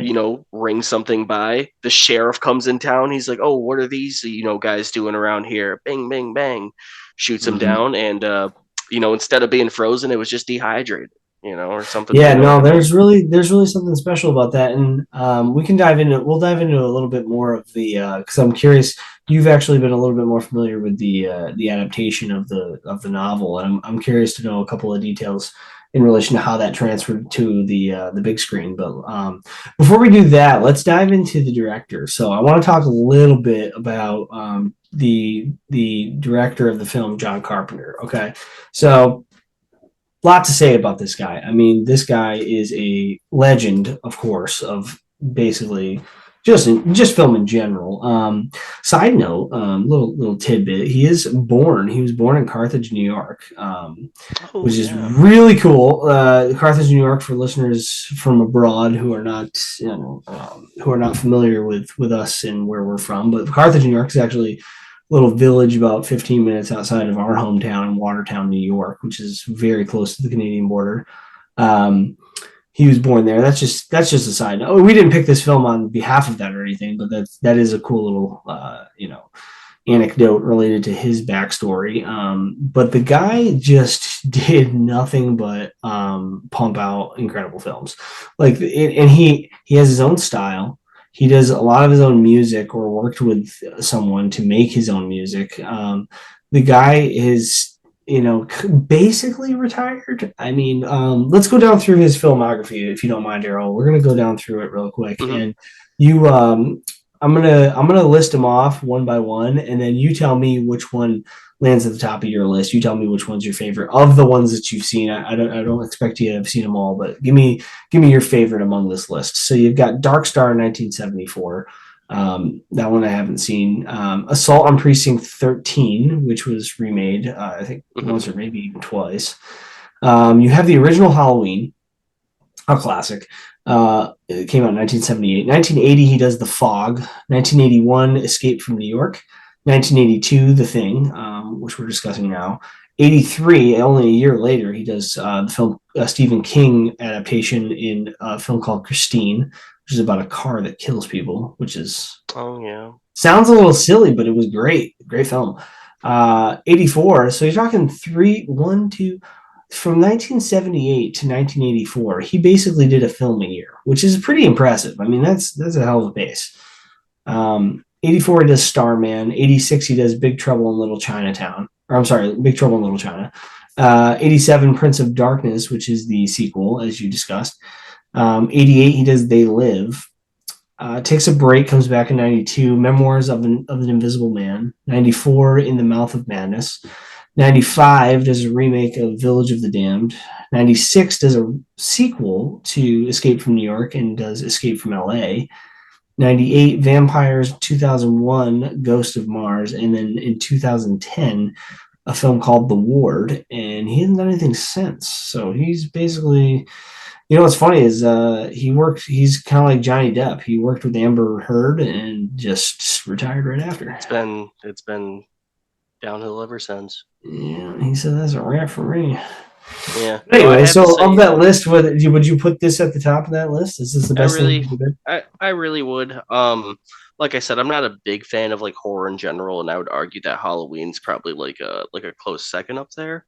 Fair. One that I would like to see would be in the Mouth of Madness, and that is um just because I'm really big into Lovecraftian horror, cosmic horror, and this movie technically does hit on cosmic horror. It does hinge on it for a second. The So Thing or In the Mouth of yes, Madness? the thing, the In the Mouth of Okay. Madness is almost a direct like it's a Lovecraftian like horror like Cthulhu and all that fun stuff. But the thing technically becomes a cosmic horror when when Blair mentions in his memoirs or his writings that this thing Mm-hmm. could have took over a million planets, like Right. Yeah. in thousands of different galaxies. And it's Yeah. right, He like that. Just it just probably has. changes his tune a little bit when he realizes the entire population, the human population, is at stake here, doesn't he? Yeah. And Yeah. that's what actually initially led me to believe that that spaceship was under duress, and they were like, "We need to just crash land it." And if they landed anywhere else but the Arctic, the world would have already been done 100,000 years ago. Mm-hmm. So that's why I think that it was calculated that the aliens landed in the Arctic. They're like, "We need to freezing this thing is the only chance we have." Interesting. Yeah, no, it's a good theory, and I think you're actually probably on to you might be onto something there, and I'd love to hear what Carpenter has to say about it. We're going to move a little bit further into the film here. At this point, we're kind of bouncing all over the plot here, but we'll stick with where we kind of mostly left off. Um, The so dogs. the dogs, right? So Well, not the dogs yet, but the dog like licking right, their face. I the think transformation of the dog. So like well, that's a big scene. Let's talk about that scene. That scene's pretty incredible. Clark brings well, the dog in, and he brings him into the cage, into the kennel with the rest of the sled dogs. And there's a transformation scene that happens that I think is worth talking about, where this dog basically, I mean, it's pretty hilarious, and so it's funny, but I've thought personally that when the dog initially transforms, like that, mhm. there's a very short wince of, a very small piece of transition where the dog transitions into the thing, and the head kind of splits open in several directions, almost like a blossoming And then flower. it falls out. That dog looks like a dog. Like I can't figure out how I stopped it and rewound it, and I didn't want to do it too many times because you start to see things you don't want to see, you know. You start to see it too many times, and then it looks too Yeah. fake, right? And Yes. I didn't want it to lose that magic, but the dog looks like a dog, and when the head splits, it really looks like a dog. It's still, especially on the first glance, like it's really good special effects. The special effects guy, who is, before we move any further in that, I want to make sure I give him the due diligence. The creature effects were done by, let's see. I mean, I'm sure Dean Cooney had quite a bit to do with it, but let's see if we can pull up who was responsible in the production stage of this. Yeah, you tell me what you think about that scene. I'll pull them up. Okay, go ahead. So I actually want to run it back just about 10 minutes before. Sure. Same tune though, of the dog. It's one of my favorite scenes in the whole movie. Um so I knew before that the dog was like, because they hint at it, but like unless like you speak fluent Norwegian, like you can only like assume that the dog is like there's something up. But even then, you don't know exactly how heinous it is. But I knew exactly like the terror that it was upon like the like not my initial viewing, but the second one where I actually sat down and watched it. And at around 15 minutes, like right before it gets put in the kennel, and I have to give that dog trainer credit and the dog best actor in the whole movie. It comes like skulking into the room, like around a door, like it sneaks in. Like, so it's very much like a dog, but not acting like a dog. And they do a really good job at contrasting that with the dogs in the kennel. Like, the dog comes around the corner and it just kind of like barely like almost lazily like walks through the door like trying to not like make any sound or anything. Oh yeah. And after like it walks underneath the table and it actually the dog actually bites what's his name, he bites Clark? Bennings. No, Bennings. He's Does walking he? underneath the Oh, table you think and you think he bit him? You know what? You're that right. He bit him. he You're goes right. He bit ah, him. and he's like, get that dog in the kennel. Yeah, He's you like, thought it put him just with the scared rest him. of them. See, because I was watching it with my Well, wife. so And no, she, he could have no, because he yelped. He wouldn't have been like scared and like he it in the yeah, but because I watched hear it with me out. subtitles. No, He says yelped. yeah, but this is the difference, though. This is because there's an alternative. There's an alternative theory about that. Is like, did he bite him and transfer the bacteria to him, or did he brush his gunshot wound? Oh, you know Because what? that's what I thought. That's right. That was my thought. You're likely right. I think that Yeah. because here's the thing. Um, He didn't c- trans. uh, He didn't become the thing in that moment. He didn't become and one of them at all. there's Not no that. Not yet. there's no other instance when the thing actually attacks itself too, and Bennings does get assimilated Mm-hmm. later Right. in the film. He But does. But is that the moment? Like, is that the yeah, transfer moment? Which is tough to yeah, no, say. I think you're right. I didn't even take that into consideration yet. Dog brushes up against his leg, and he's like, "Get him in there." And then that's exactly the point where I was like, Clark is Mm-hmm. already assimilated at this point because he's already hanging out with the dog, petting with it, and Wrong you were. yeah, but Never gets that. Isn't that crazy? Clark never gets assimilated. yeah, and I was positive when he lets him in. He looks at the dog and he goes, "Go on. What are you waiting for?" I was Go like, "That's on. the What are you thing." waiting for? Right. I was like, that's the thing talking to itself. Like, this is the Yeah. thing. And then when it starts actually freaking out and like doing all the stuff, like, how are you gonna get upset when it shoots? Like when Max shoots the dog, like he shoots him, he's like, my babies, and then just like no, there's that's Yeah. where I'm saying that where I was saying at the beginning, you die after that in my eyes. You Yeah. get killed because I'm not dealing with an outlier. If Right. you You're feel so dangerous. strongly, yes, if you feel so strongly where you're putting those dogs' lives over like our actual scientists, we don't need you. We actually don't need the sled dogs. It's crazy because the thing needs biomass. So I'll say it time and time again, dude. Blair was right. Blair was right the He whole might have been. time, man. Yeah. Might have been. Blair was right. He didn't have Yeah. the exact gist. He was close, but uh yeah, he was almost there. Yeah. So the special effects guy who conducted that scene when the dog actually does transition into the thing or kind of the head blossoming, I call it. His name's Rob Bonton, and holy mackerel, this guy. So let me read this to you. This is quite impressive. So he provided the physical makeup effects and had a small part. He had a small part in the film as Captain Blake. From there, Bonton's reputation that was from The Thing. So his reputation grew again when he worked with Carpenter on The Thing. Bonton worked on The Thing 7 days a week, including late nights, for a year in 5 weeks straight, producing every creature effect, with the exception of the transformed dog interestingly enough, which was partially done by special effects advisor Stan Winston. According to the makeup, I'm sorry, according to the making of documentary on the DVD, Botton's schedule was so punishing and his attention to detail was so precise that after filming finished, he was hospitalized with exhaustion and pneumonia. Although his work was at first criticized for being too gruesome or distracting from the film's psychological themes, it has since been credited for actually enhancing the feel of the film. In one scene in which a character's head stretches off, Bond decided to melt plastic.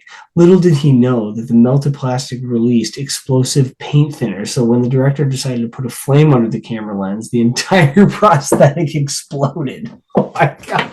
Oh my What a God. maniac. What a maniac. Holy shit, he could have literally killed somebody. The guy was going so And crazy. And imagine like filming it too, like it kind of like looks gruesome. You're like, all right, light it up, and then it blows up. You're put the torch to it, Blair. Well, the funny thing is like when Blair's kind of like doing that autopsy scene, I was thinking about this when watching it. You can just tell that like there's a sense there, and it's not the film's fault. It's just the aging effect of like making film in the 80s. But there's definitely a sense you get from watching the film, um, 30 years, 40 years later, that like when they're going through like an autopsy scene like that, where he's just kind of like Blair, I was kind of like almost laughing because he's like he's doing an autopsy on the transformed corpse, right? And he's like peeling back layers and he's pulling out, he's like, appears to be like normal internal organs, liver, heart, and he's like pulling them all out, right? And that's kind of on the normal body that's slightly transformed. But then there's the other autopsy where the thing had like gotten further in the transformation stage, right? And the corpse is like really kind of blown out in like many different directions. And it almost felt, because the film is, and this is the only part of the film that really didn't age well for me, is that like he's doing that autopsy and he's like peeling back layers and he's just like, oh my god, oh god, and he's peeling it back, and there's just, you can kind of, you find yourself on the set, which is the last place you want to be as a movie viewer, right? so You I don't want to maybe feel felt on that like you're on the cell on the I set maybe felt as a that like filmmaker. a little bit because it was kind of like you cut it up and it's just like or it's just like a pocket where you pull out like meat. Right. But I also was jaded when I watched it because I went into it just knowing that I'm like, this is like it's an 80s movie. Like, I'm not gonna this whatever special effects are there are going to be groundbreaking. The main thing I took away from that is like what they said. Like, as grotesque as it looked on the outside, it was the same on the inside. So there's It's no true. way there's no way to like tell the difference. Like, if something, if all it had to do was like, split into two and then like you're done there. And that's Right.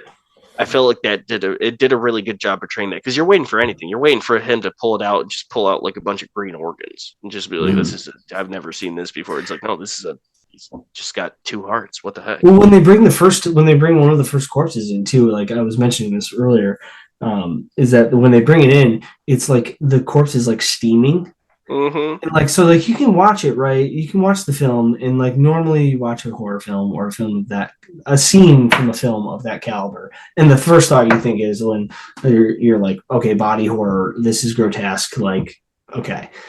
But what that effect does, that I love that they did, and I thought this was really smart, is to make sure that corpse was steaming or emitting some kind of like mist.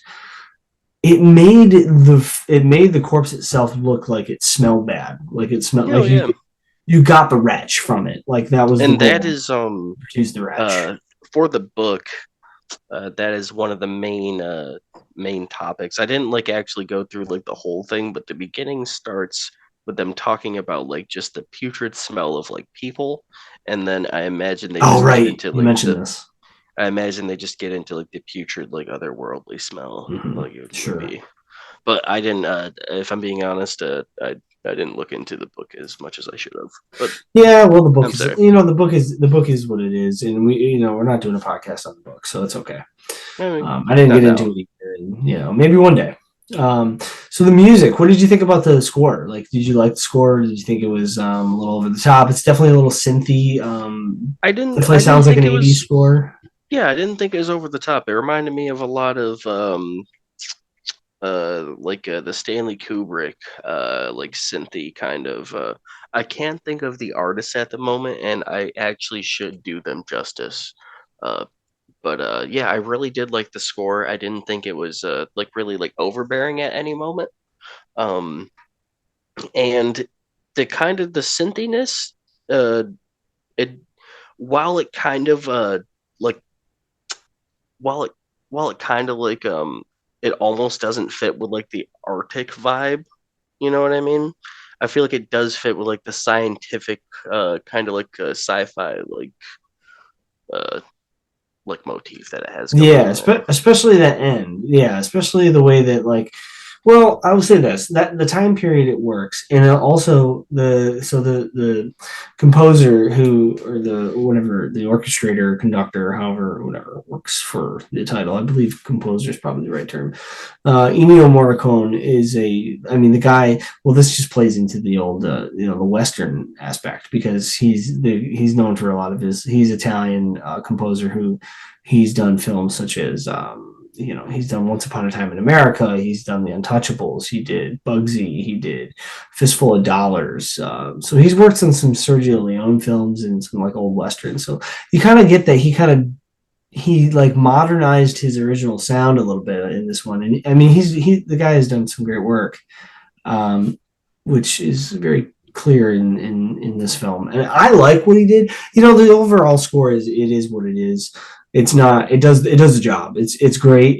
It's I got nothing bad to say about it. It's great. But what I really really liked was the heartbeat, like the dun duns. It's Hmm. on par with Jaws as far as I'm concerned. It really is Yeah, effective. When you hear it, you're like, holy shit, that's the thing. And that he nailed that. He really like blew that out of the park. And it is unique, somehow unique, but not because of the score itself, but because of the instrumentation of which he composed it. Like, it yeah, has to sound that way and specifically. and you can tell he kind of like ran with that even with like the Halloween movies with Yeah, the he kind didn't of with the actually score music. those though. That's the difference. Is he worked with? So I believe and this is going to be conjecture, but I'll say it anyway, just because I'm spewing this secondhand. But I believe that Carpenter. So Carpenter actually made the music in Halloween, the original Halloween, right? Like, he actually, because you got to remember, Halloween 1978, one of his first films. I think it was his third total film ever. Pretty low budget, and you can kind of tell. Probably didn't have the kind of money to throw at a guy like Ennio Morricone. So he made it himself. He made the music himself. So he worked with Morricone in this, in developing the score for this, obviously, and you can definitely hear Halloween in there. Oh yeah, the wing. And the freaking, and the dun dun Oh dun dun, yeah. like that shit that works beautifully. Um, we're gonna bounce ahead into the. We're not gonna move through the plot too much. There's a couple of interesting points we want to get to. Number one, we talked about Kurt Russell a bit. What about some of the supporting guys? What do you think about some of those guys? I've got a couple of favorites. You've mentioned Blair a few times. I think you like Blair a lot. Go ahead and dive into. Is there anybody else you found super interesting? Who did you find yourself rooting for and hoping was not the thing? uh, since the beginning, probably Knowles. Easy to like Nulls. Yes, and then of course Fuchs. He made it very clear every time he was present that he was trying to help in every single way. There wasn't one time where I was like Fuchs is suspect. You know what I Interesting. Yeah, mean? I kind of felt the same. What about Childs? Were you suspecting of Childs? Because Childs does a pretty good Yeah, job of like, they. I was pretty convinced it wasn't Childs the whole time. I was I thought he was definitely a suspect to be the thing, but his character motif, if you like upon rewatching, he doesn't change. He's always standoffish. Mm. That's not a good characteristic to happen when you know Hard to develop when it could trust with that way. yeah, exactly. In the House of Horrors in the Antarctic. Hmm. Palmer, the only time I became um the only time I became suspicious of Palmer is when he stopped smoking. Ooh, that's a good, interesting little. He stopped smoking. Yep, he's of Mm, course he's I wouldn't have smoking noticed that. every single time you see him in the first couple times he's smoking. Then he's hanging out, I believe, with Knowles in the bunk, and he's like already seen this episode of Right, he what's swaps behind out door the number tape. 3. Yeah. Yep, and then he passes him the J. Hmm. After that, I don't think you Never see him again. smoking, man. I think he Wow, that's a stopped. really He good. That's a ditches the really lighter. interesting. Yeah, that's a really Yep, yeah, that's a really good detail. I don't think I would have caught that. That's dude. interesting. But the I'll have thing to is, look out for that in the next viewing. oh yeah, but the thing is, he would be a good example of like a perfect replication. I didn't notice anything different about him. I thought he was gonna be one of the people being like, yo, like, get me out of this. Like, why are you tying me up? Interesting. Yeah. Well, let's. That's a perfect segue. So I want to talk about our favorite scenes in the film for sure. And obviously, there's two that come to mind for me. Number one is so Norris has the heart attack, right? And there's the defibrillator scene. Yeah, Now, the defibrillator scene is probably it's hard to say it's my favorite because I really do like the testing scene. Blood test scene is obviously incredible, but the defibrillator scene is unbelievable. When that stomach opens up, and a lot of people they get a little bit out of shape about it because it is very similar to um, Alien from 1980, Ridley Scott's Alien. But you know what? I don't even care. It's done so well. When his stomach turns into fucking teeth and just chomp those fucking arms off, it blows your mind because you don't. It truly is a jump scare, and it might be the first jump scare in the film. no, I don't think so. You don't think so? When's the first one? When did I miss? Because you might be I mean, right. no, But I'll tell you for the time, the barn scene is definitely a jump scare. When you go from just dog to like writhing, yeah, like that's that pretty is good. Yeah, just that's out of true. nowhere. Also, That's true. I think there's a scene where oh wait, so I think there's one with there's one with Fuchs, and then someone walks by his they walk by his den or they walk by his room, and it's like wing, and he's like, ugh. Oh, you know what? You're right. You're absolutely Yep. right. Yeah. Well, the thing about it is, well, jump scares. It's like jump scares are they're cheap thrills, and you're gonna get them in a film. Yeah, but see that was not a cheap thrill. That like was No, out of that's well nowhere, done, and it super had an tasteful, impact. right? And you know what I love about so like there's that scene in between the two, big scenes in the film, the blood testing and the defibrillator scene.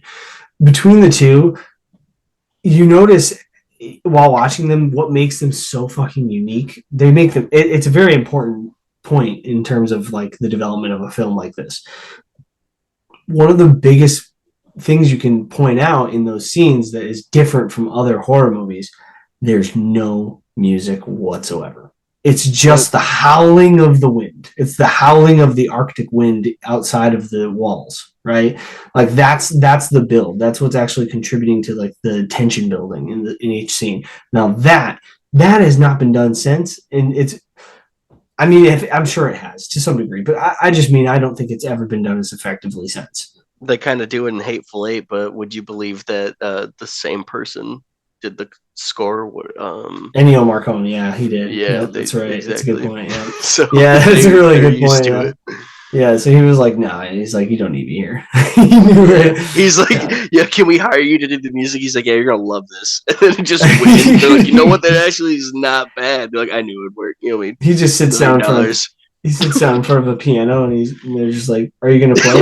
And he just goes, Can you crack that door just a little bit? "Can you grab it?" So what you're Yeah, gonna first thing you're gonna want to do is you're gonna want to replace that oak cherry door with a screen door. And you're just gonna want to stay. are you gonna play the piano? He's like, no, just give me a moment. He's like, and scene. No, I mean, if it's not broke, don't fix it. And that's the thing Yeah. too. When you think about it, like the wind for the background, like it's howling. Like it is a when you think about like howling personified or like howling, like it's a scary thing. And also like Mm-hmm. the wind itself is just a you hear it in the background. It's Ominous. a constant reminder of what do you do when that thing opens up its chest and then like just eats the arms off someone? You don't run outside because it's Not in negative that 40. weather, right? It's the Because most that's death too, right? it's the least hospitable place in the world. So that's going to lead us. Let's take that because that's perfect. We're going to take that right into like. So you get your face off with at the end.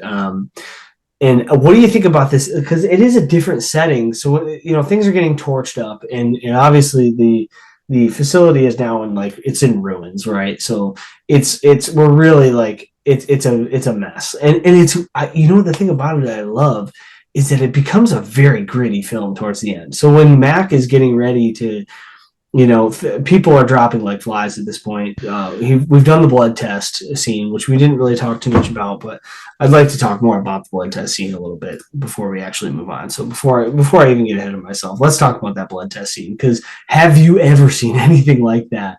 Um, and did you actually think it was Palmer? No, he was the one person I mean, other like I did believe Knowles was good to go, or I mean, Mm-hmm. I believe Knowles was good to go, and I also believe that um honestly, man, Palmer, I really did think Palmer was good to go. I thought I Palmer thought the was sheriff good. was I really did definitely too. suspect. I Yep. thought the sheriff I was the thought it was the person. sheriff too. I think at I that thought point you he gotta assume it was the sheriff. I I mean, thought he sabotaged the packs, and I watched it. I watched it again, and I tried to come up with who sabotaged the blood packs. I think it was the dog. you think so? I think it was the dog. Interesting. The only other Interesting. person it could have been was Palmer, but he didn't have access to the keys. But also, being real, you don't need keys to slip a Right. tendril into past a seal. You know what I mean? Like they didn't Mm-hmm. need the keys. All it needed to do was like poke something in there. And I think they got hung up on the keys and the two people that like had them, but both people in possession, both Dr. Cooper and Gary, the sheriff, they Right. were both innocent. So Yeah, it they was were. Yeah, it's it was true. legitimately something else. I mean, Something Matt else. did have some keys at some point when he went to or he went to go But you check know it's on not Mac. yeah, because he was You good just too, and sometimes, yeah, because he did the blood test, right? he went to go check on Bennings, and he did drop a set of keys. So maybe no, it couldn't have been Bennings because Bennings walked outside to fucking scream and die. That's right. That's all he did, which was It's true. horrifying as well. Let's be real. I would almost consider that a jump scare. Almost, not even that a jump scare because it was like bing, but like it's just you see him like crawling out or like waddling, and you're like, oh, what's wrong with him? He just looks over. His hands are just gruesome and just like they're just huge. Which also I like that about the thing. Like it doesn't the amount of mass that it has in the creature is like always like more than it you know what I mean? Which is kind of Right. scary. Like that thing's dense. Like if you see a Mm-hmm. person that's the thing, like he probably weighs 300 pounds. That'd be a good way to check. I'd be like, all right, try to pick him up. I'd be like, you kind of thick. Yeah, yeah, yeah, yeah. Second you touch him. Yeah, Mac becomes Mac he becomes Randall McCready or Randall McMurphy from One Flew Over the Cuckoo's Nest trying to pick up the fucking fountain. He's just trying to pick up a stone fountain. What's going on? He's too heavy. Come on. Which is one of the funny. I don't know if you've ever seen that film, but it might be one of the funniest scenes in any film is when Jack Nicholson's trying to pick up a stone fountain out of he goes to try to pick it up because he's going to smash it through a window and escape an insane asylum. Anyway, that's a secondary thought, but great film also, by the way. All right, let's move to the ending. So we'll get through the ending and then we'll start wrapping up. But so at the end of the film, at this point, everybody's dropping like flies. People are dying. The camp is in ruins. They've got Blair, and he's basically in isolation because they think he's basically lost his shit, but he actually might be right. Um, So after the And blood test scene, I um, thank you for saying that because I do have a small tangent about Blair. let's hear If it. you'd like to Yeah, let's Blair hear it. with me. Oh, can do. So at about at around like the 43-minute mark, Blair, like right before he snaps, like, and here's the thing, he's getting all this information and he's talking to his have you seen Courage the Cowardly Dog? Oh, of course. It's his computer. It has to be. Because he Oh just my types in god. something and then it's just like probability of overall Oh infection. my god, Like it's the you, same thing. Yeah, yeah, it's no, like yeah, you're probability of right. two or more people infected, 75%.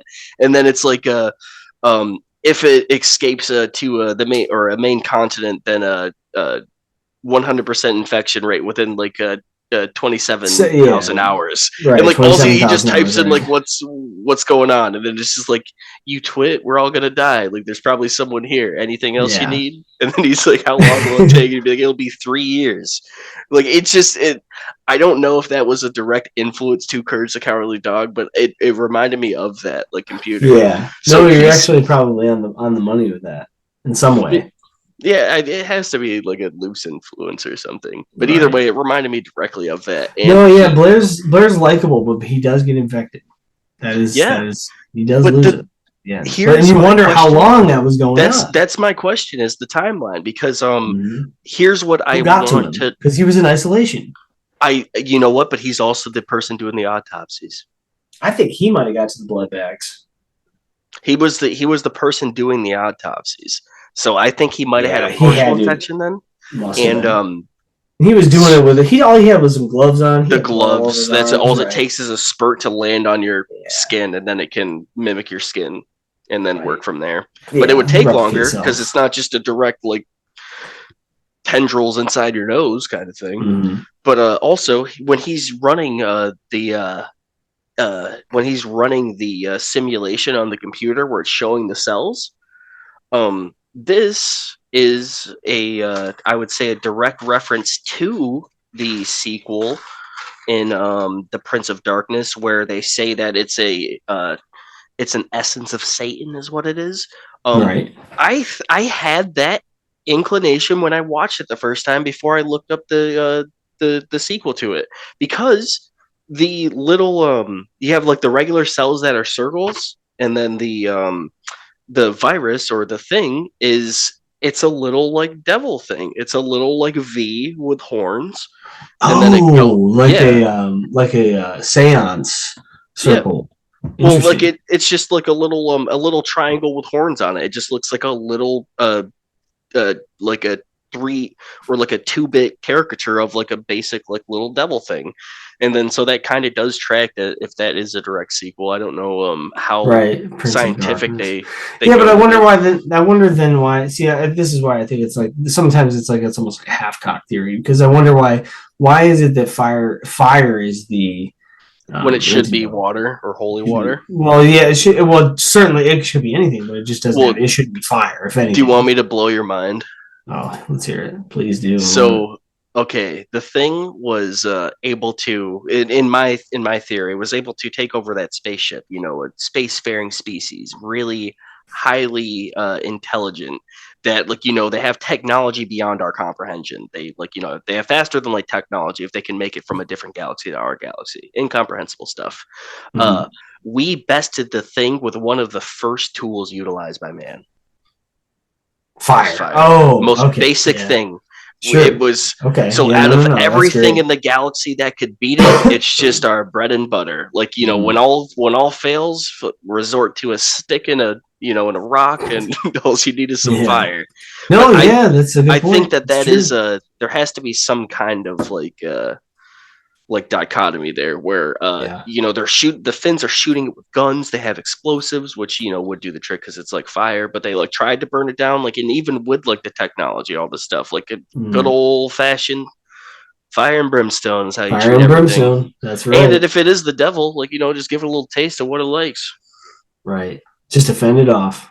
Yeah. Okay, well, let's move on from the blood test because the blood test was that scene was I mean, that was shocking, and you get a lot of revelations in that, and it was amazing. It's an amazing scene, and anyone who hasn't seen the film, look very much forward to that last three, the last quarter of the film, right? A third of it, maybe a quarter of it, is quite like you're by that point you're already in, but like man, you're really in for a treat.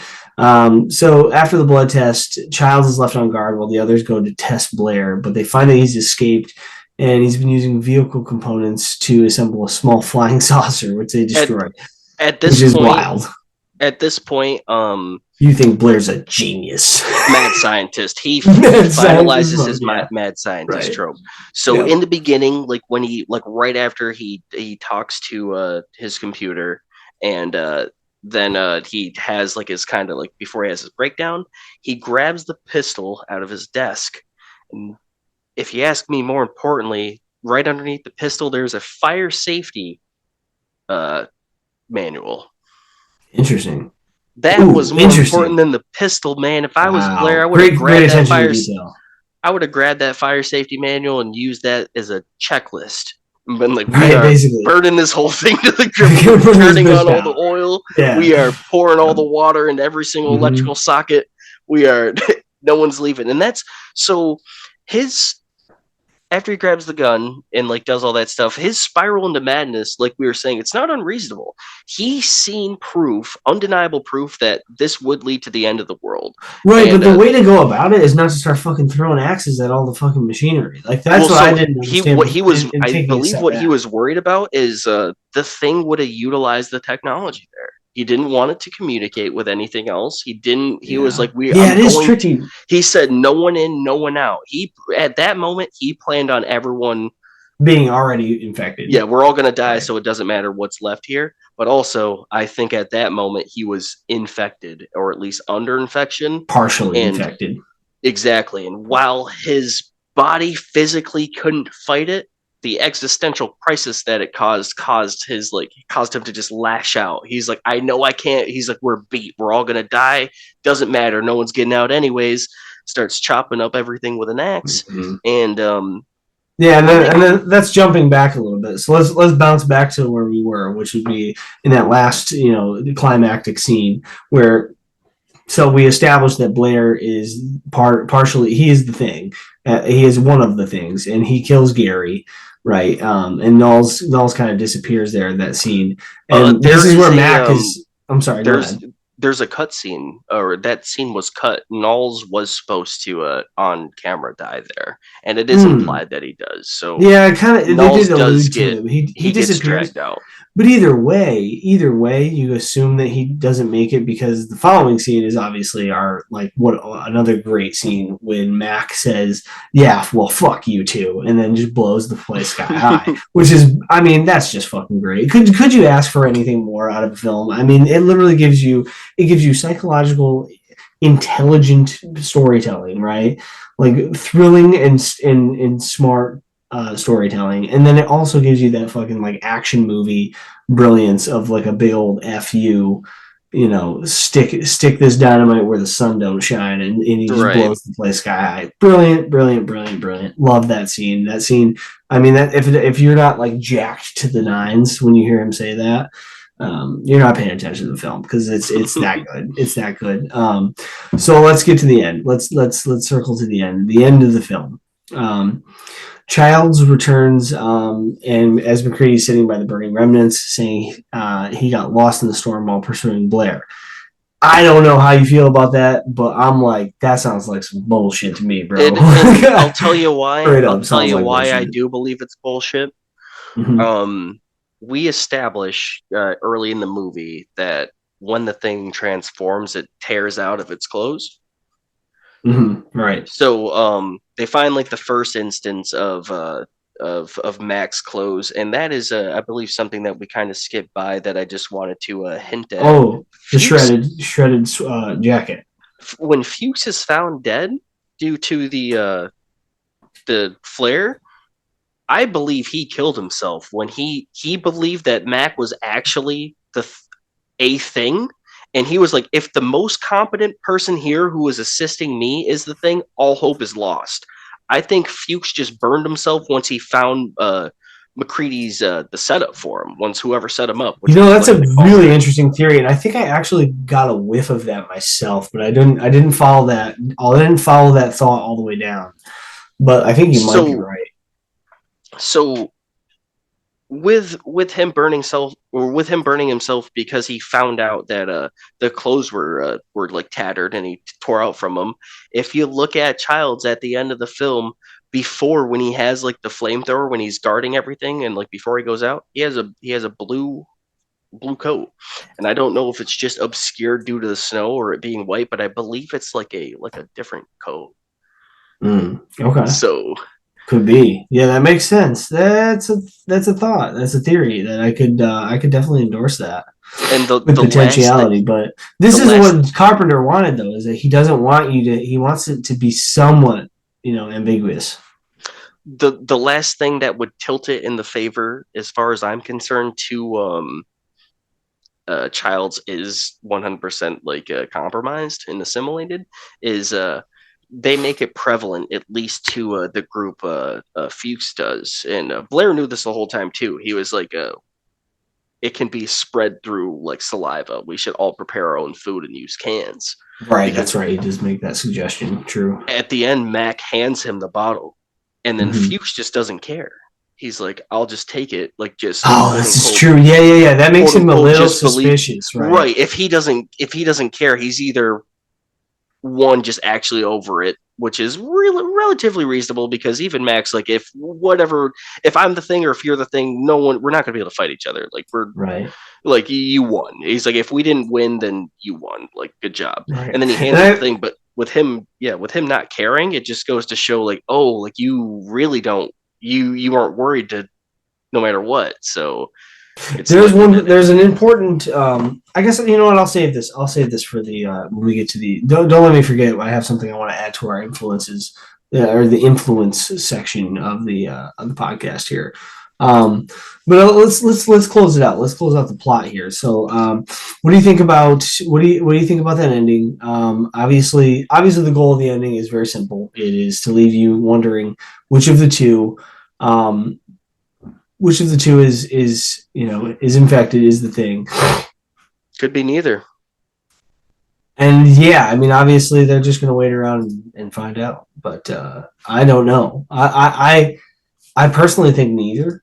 But So I tell you what. But I'd say Childs is way more suspicious than Mac. I mean, if you Mac is good though, kind of, right? Yeah, pretty You much. got a Because, like pretty I good said, there's idea that no Mac's good. time where he's like outside of the frame and he like, acts outside of his character. But the same thing Yeah. goes for Childs, but he's always been suspect. If What do you you think would about like how he looks? Like, I love the look, the flare lit look of Mac, with like when his beard is like frozen. with the snow, yeah, this Yeah, he looks snow great. kissed. Yeah, yeah, he looks. I mean, he looks like a man who just crawled out of like a homeless Dude, shelter he looks in like fucking. Jack. When he first comes in after he gets the line cut from The Shining. Oh yeah, kind of. When he Yeah, a little first bit. comes in, he's just like dead. Yeah, he really looks awful. Except for having an axe, he has a flamethrower and a stick of dynamite. And he's like, "I'm sick of this. I'm about to blow everyone up." It's true. It's um, true. but I if would you say would, that I would mm, say that one of the most horrifying scenes we didn't discuss yet, and I want to throw this out there while we're kind of we're in that realm of like the third quarter of the film, and I want to say this to our listeners. We have been. I would don't expect this from us each time. We're truly working on our chronology, because I think we're doing the best we can to try to stay chronological. But it's tough to do, to stay in sequence with the film. We've got a lot to discuss about it, and we've already discussed we'll probably be willing to do a rebroadcast. This is very much a trial run for us. Was our first episode, but so I apologize for the bouncing around, but I really want to go back to this scene because I think it's really worth talking about for just a quick second. The scene, I believe it's Fuchs, right? Fuchs is the one who is the character who's infected, that he transforms in front of them, right, with the uh, hands. no, that's That's not Fuchs. I'm sorry. no. Who's Fuchs? Fuchs is No, the not Fuchs. scientist, the guy with the hands that would be Bennings. Bennings. I'm sorry, you're right. Bennings. I mixed them up. That's correct. Bennings. The scene with Bennings transforming in front of them. When he lifts his eyebrows up and his mouth opens and he starts making the noises from the thing, that is the most horrifying scene in the film for me by far, because the acting there is great. First of all, I mean it's unbelievable how Yeah, he sells that. The and facial like expression it is doesn't, completely empty. and it almost like for it being body horror, it's almost the scenes that don't do the most that are the scariest. Just like True. that, where he just Yep. looks over, kind of like almost sad, like Mm-hmm. and then just screeches some ungodly like tune, like the just some inhuman, literal Literally, you're right. scream. Mm-hmm. And like I was saying, I think the most horrifying thing is early in the movie, right before the kennel scene, when that dog just slinks in the door, and it's just the dog. Yeah, and he's kind of That's pounce. He's kind of he's got. It looks. He's in like a pounce position. His Yeah, hands are. he's just His like he's kind arms of, are down. and then like on a rewatch, you know that it is malicious. And Right. I think one thing I might have like touched on, but like in the kennel scene, I didn't say this. So the thing's highly advanced. That thing learned uh Norwegian. Like that's what happened. Like, and it was the Yeah, same thing awesome. happened Right. there, killed everyone. If I'm correct with the spaceship, it learned alien, and then and so while like a Germanic while English and Norwegian are both Germanic, they both have different influences, such as like Old Norse, I believe, is for like Norwegian, and English has an influence from pretty much everything. A bunch of like romantic stuff, though, mainly. So this thing learned two different complex languages, three because of the dog. Two different like complex languages in a matter of like 48 hours. So when it went into the kennel, all the other dogs are laying down. Clark's weird ass. He's like, what are you waiting for? So the dog goes in, looks around, lays down. It's uncanny because it's not laying down like everything else, but it's like, I'm good to go, right? And then he's like, you know what? What am I waiting for? Then does the transformation, and Yeah, then and then takes out those dogs waken all. up. Takes out as many dogs in the kennel as possible. Right. Right. Yeah. And No. that's I also, mean. I think it's a hive mind, is what Blair says. He was trying to assimilate dogs, this pack of dogs. It's a Yeah, he hive wasn't mind. trying to assimilate one dog. He actually it got so far into the process that he actually did assimilate several. Mm-hmm. So so anyway, let's wrap it up. Let's wrap up our ending here. We're going to talk about the conclusion of the film, the final scene. And the best part about this film is that you really only do have to talk about the final scene and that final interaction between Childs and Mac, and their interaction regarding one of them. They don't trust each other, but he hands him. I don't know what your theories are. I'm sure you've got a couple, but like he hands him the bottle, right? So this is my personal theory. He hands him the bottle of the whiskey he'd been drinking all night, or the Scotch whiskey, right? There's a look on Mac's face when Childs sips the whiskey of relief. If you rewatch the scene, it appears to me that Mac is relieved when he Well, yeah, sees Childs he take. starts laughing too. Yeah, there's a small chuckle and a Okay, small so like sense of relief. So what is that? What here's is that where from? no here's where I'll actually here's where I'll switch, because I was like, all the thing leads to Childs being like pretty much suspect.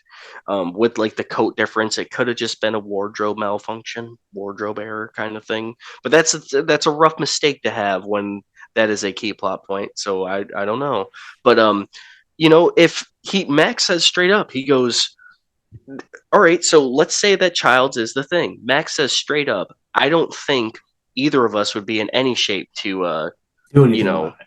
do anything if whatever the other one has in store. He might Right. have been hinting that he has a flamethrower for him, but he was saying like, if I was the thing, I would kill you. If you're the thing, you'd probably kill me. Like, so That's true. when he takes the olive branch and then just drinks it and doesn't like start like sprouting out tendrils, that is kind of relief. And he does laugh. He does laugh about it. But I would really like to see if Mac. I would have been. Granted, he wanted it to be up in the air, but I would have. If Mac drank it back, I would have been like, okay, he trusts him. Yeah, they're good. Right. I think they're good If anyway, there's though. I think they're good if anyway. would Because I you think you're like right. Because when he announces, when Max says, we wouldn't be in much of a position to do anything about it.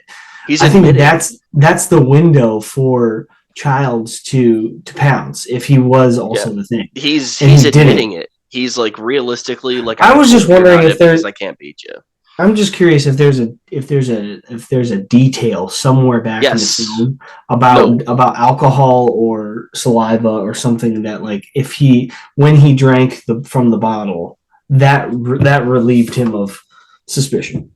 So here's the thing, like almost with Palmer's and the smoking, you don't really I don't imagine the thing would partake in recreational drugs. It's not something that would benefit its survival.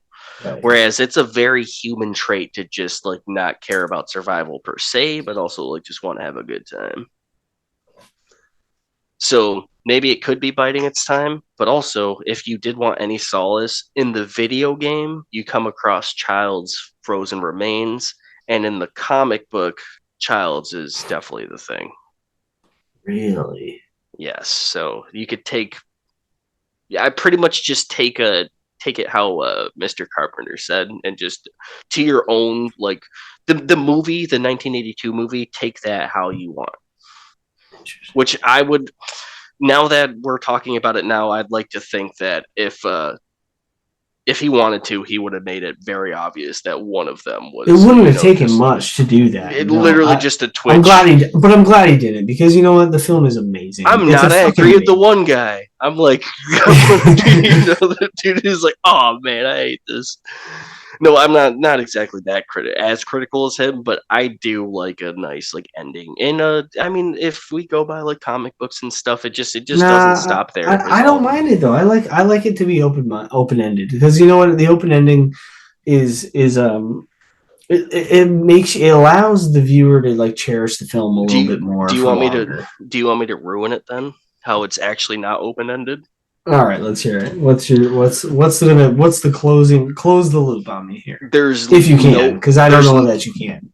there's no way that there's not one particle of blood like that's just around there on that base. And that's all it takes is just one that's part of the organism.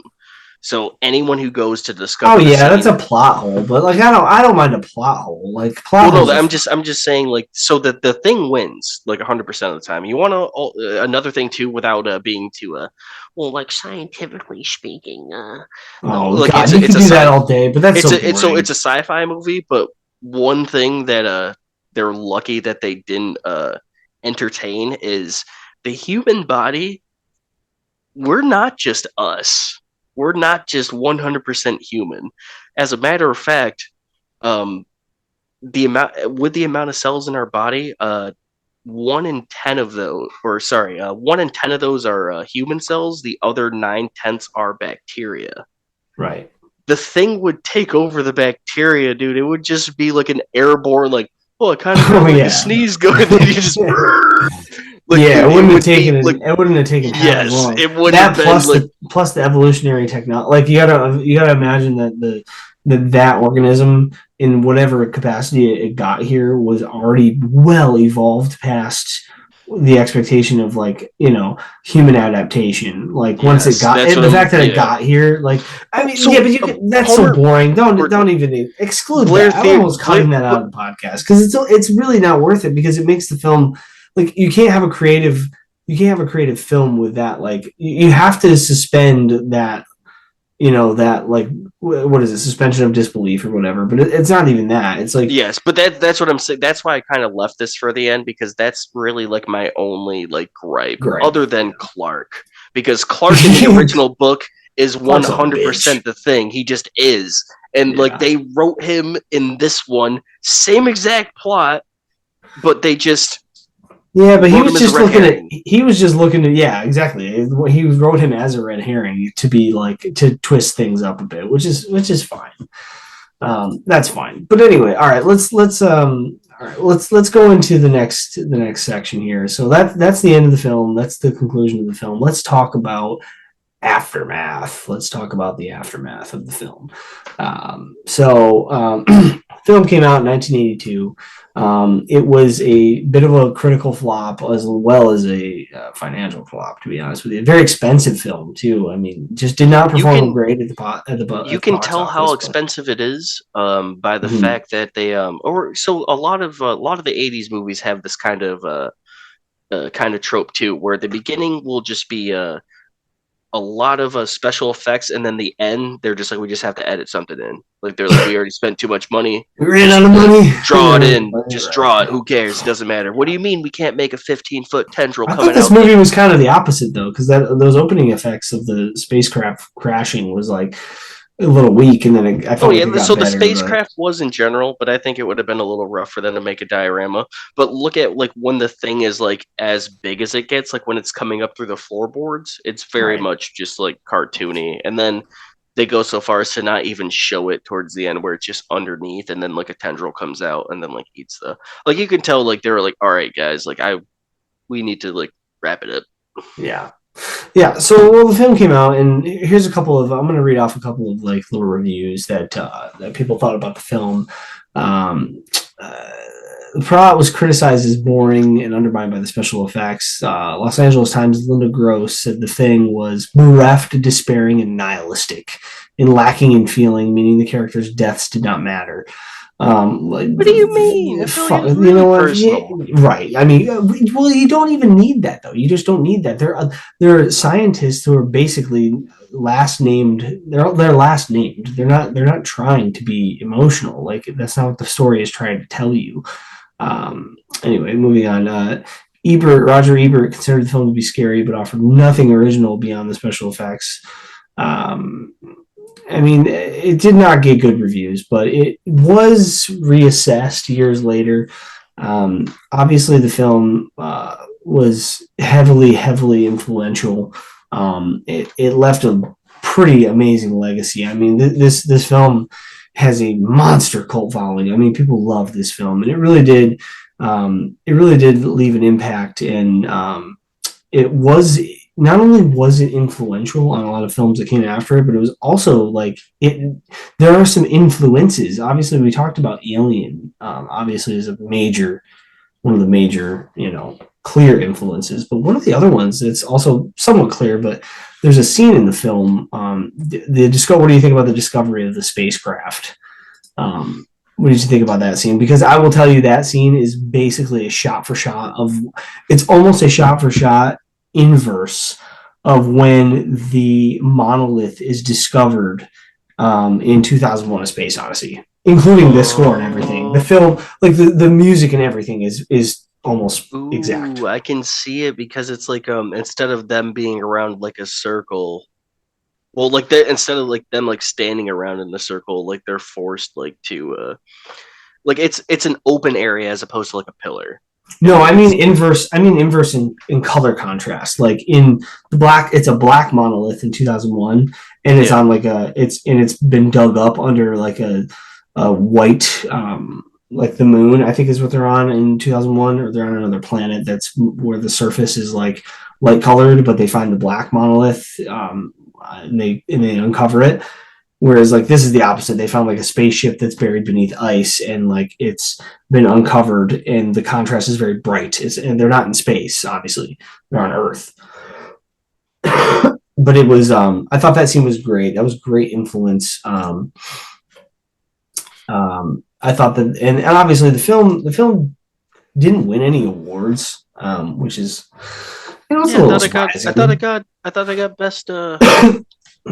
best horror of I think I got an award. Hold on, Let give me me a see. second. Yeah, maybe it did. Maybe you might be right. You could be correct on that. Let me take a look. You might. Yeah, we'll see. They did. Oh, you know what? It won. It got a couple nominations from the Academy of Science Fiction, Fantasy, and Horror Films for Best Horror Film and Special Effects, but it did not win because Poltergeist and ET came out that year. So, Oh yeah.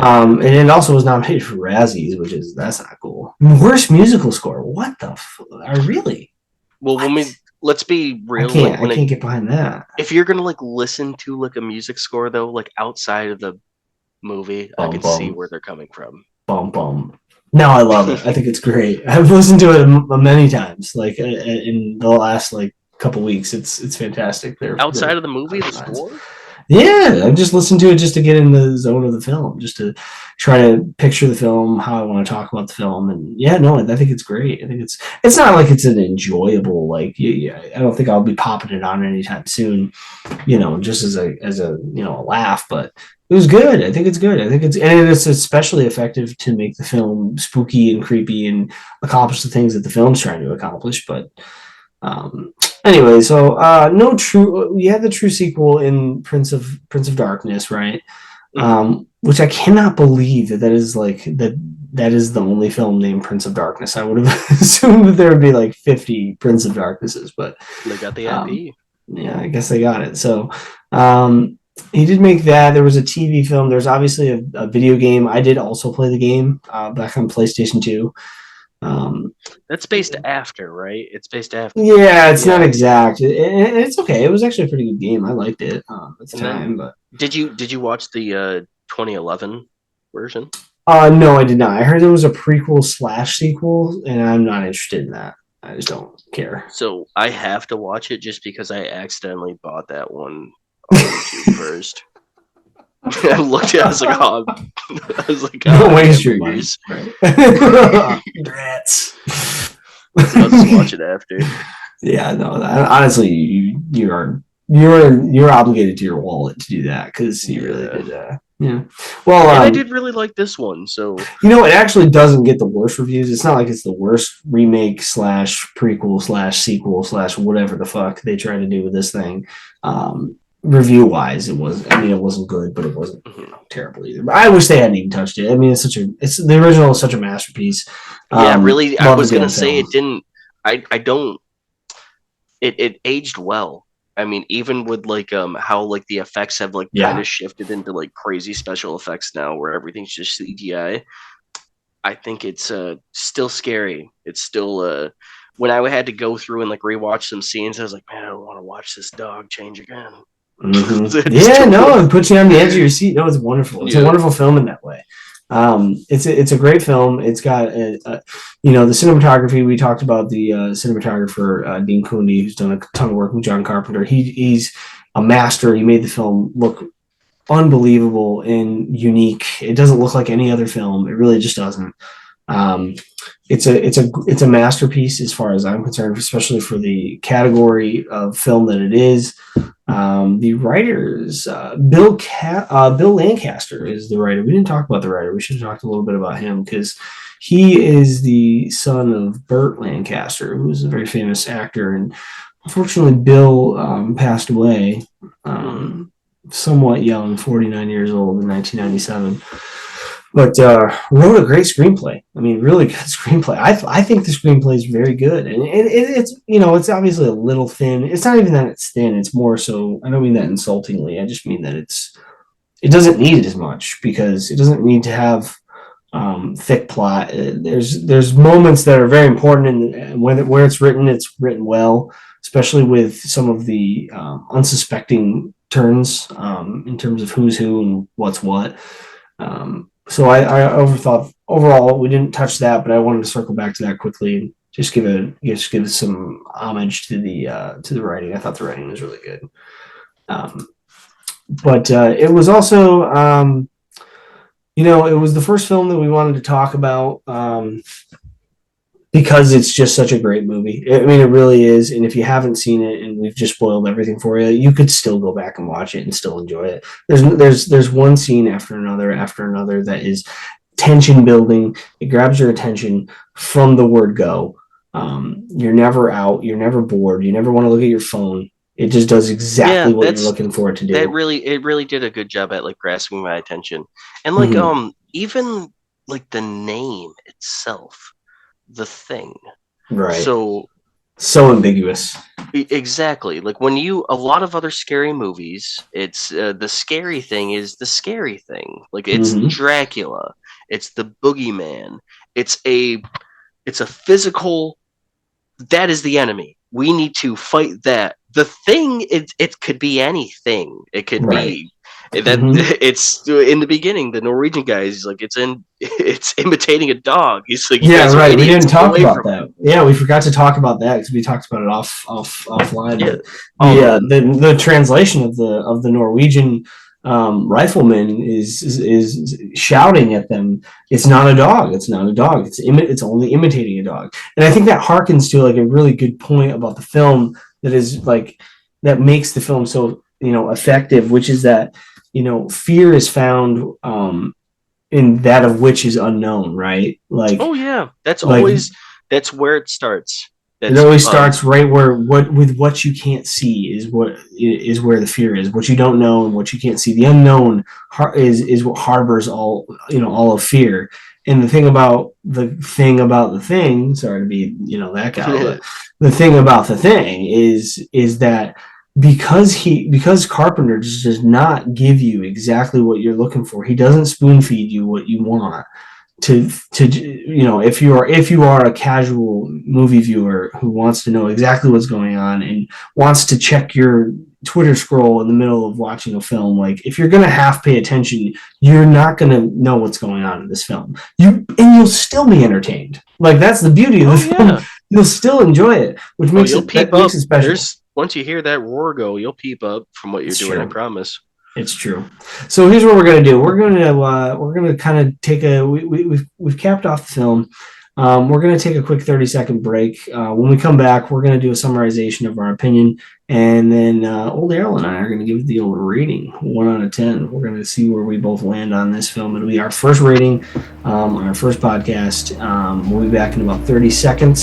So just hang tight. We'll talk to you folks in just a few. Be right back.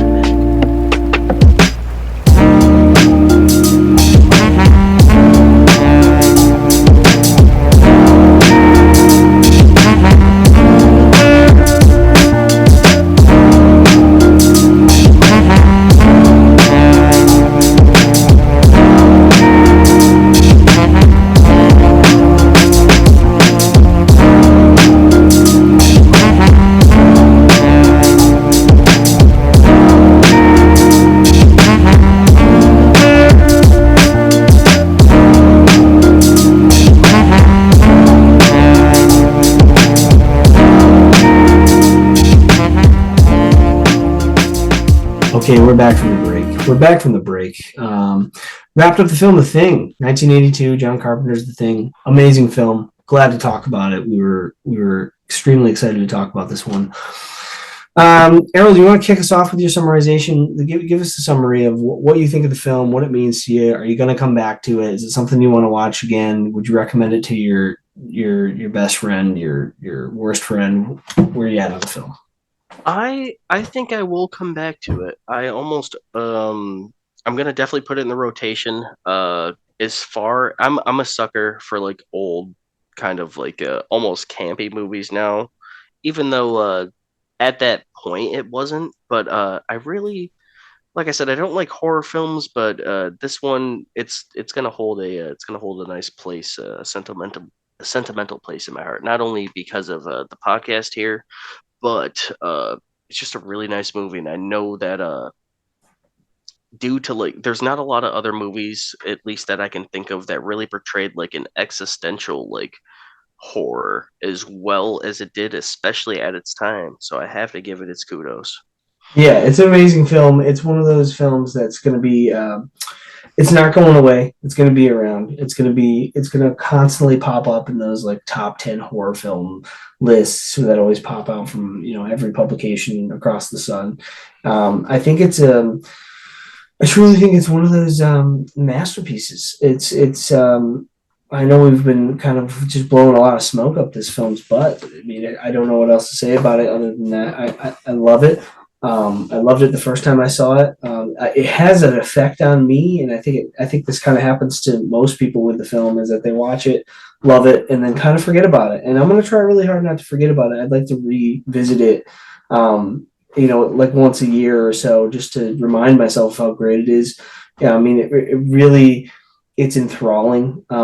It grabs your attention. It's never boring. There's never a There, moment. so there's a scene that I feel like perfectly like encompasses that. Like, it's never boring and kind of like the vibe of it.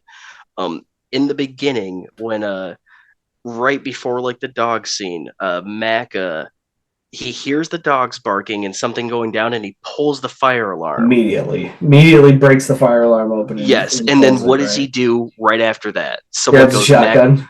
He grabs a shotgun, and then someone goes, Mac wants the flamethrower. This man Yeah, pulls the fire alarm. Then he's like, "Someone yeah, get me a flamethrower!" Like pulls the yeah. fire alarm. He's like, "I need some Right. fire right He was now." like, "We're gonna torch." Like, Well, but yeah, but like, and whatever. We won't continue in our synopsis. But you know, the reason he did that is because he got back from the Norwegian camp, and he knows like something's yeah, fucking fucky here, and seems to be the solution. right. So, But I just love the irony in that. Like, oh, fire. Like, no, I am the fire. Like, we need to all be ready. Like, we need to bring the pain. yeah, and he brought the pain. He brought the pain. So, all right, so let's do it. Let's do our rating. Let's rate the film.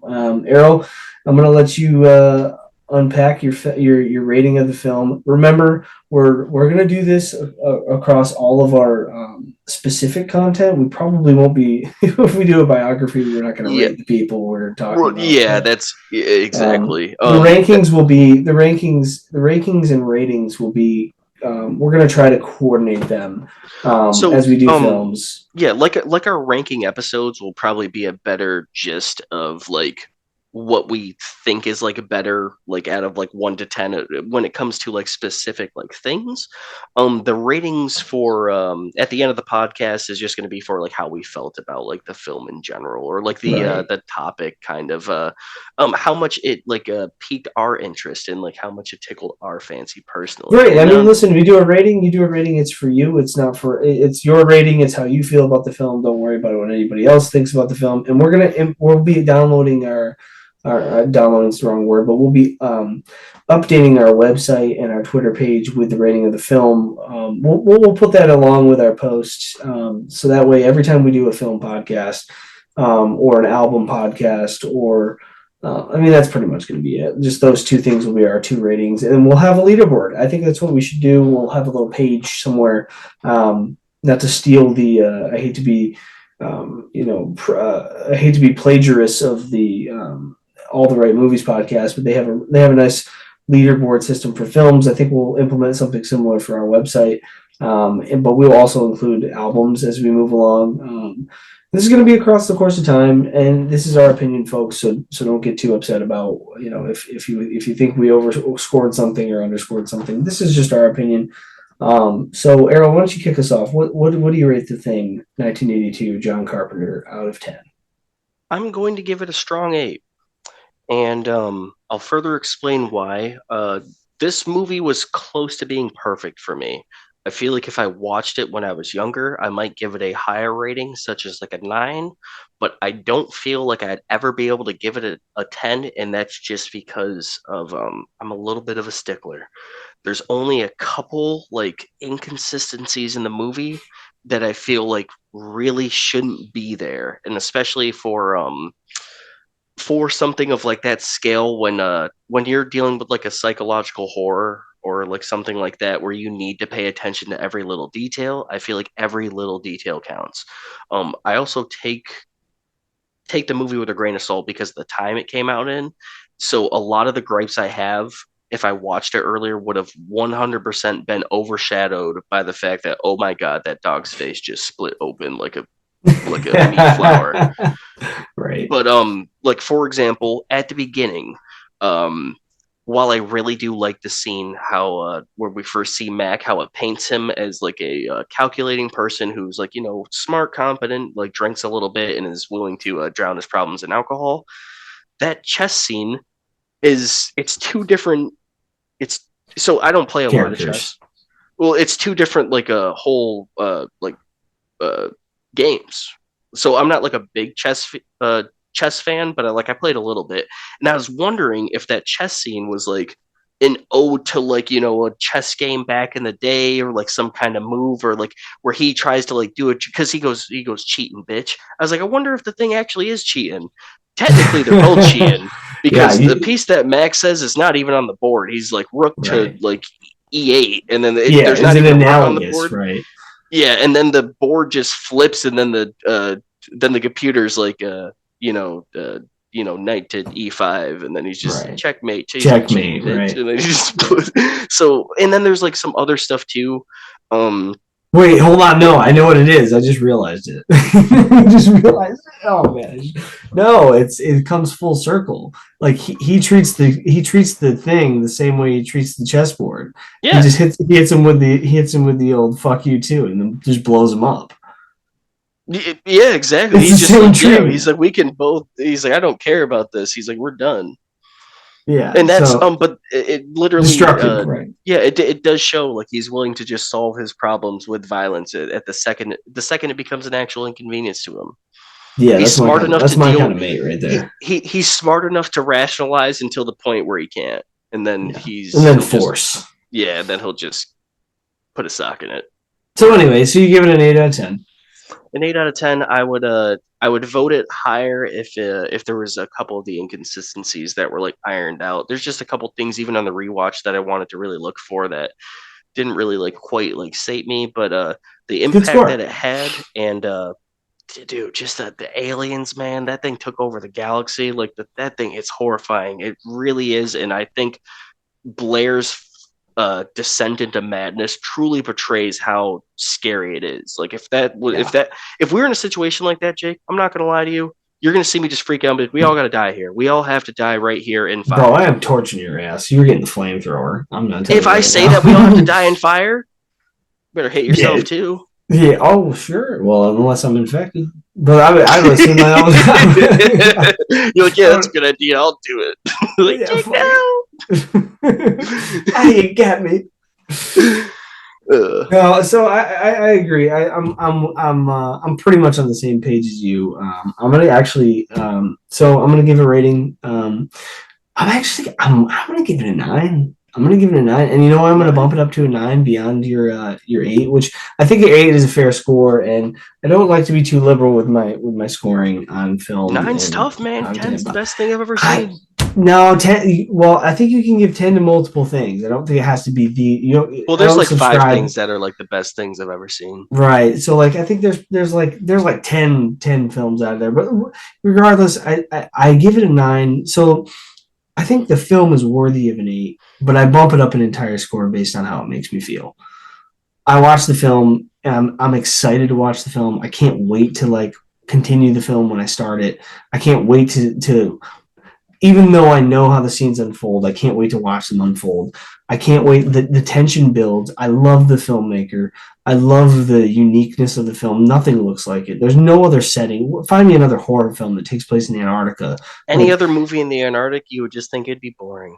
right. It just does everything that you want it to do. It's terrifying in moments when it needs to be terrifying. It's hilarious in moments when it's supposed to be funny. It's violent and grotesque and horrific when it needs to be all More those than things. almost anything. There's not a lot of stuff that even really matches it or mirrors it. You can only, at this point, you can almost only parody it. So I'm of the opinion that this thing did exactly what it was supposed to do, and it's Carpenter's favorite film of all of his films, and that's saying something, because he made Halloween, which is an Oh yeah, no, I agree with iconic him. film, I agree with him too. and I agree with that too. I think it's the best film he ever made, and for me, it's a big fat 9 out of 10. I'm going 9 out of 10. You'll be hard pressed to see me give too many films that higher rating. But because like I said, I'd hate to be too liberal, but I just love the film that much. I was so excited that we talked about it on our first episode. Glad we got through it. It was a little jumbled, but I'm pretty happy with that.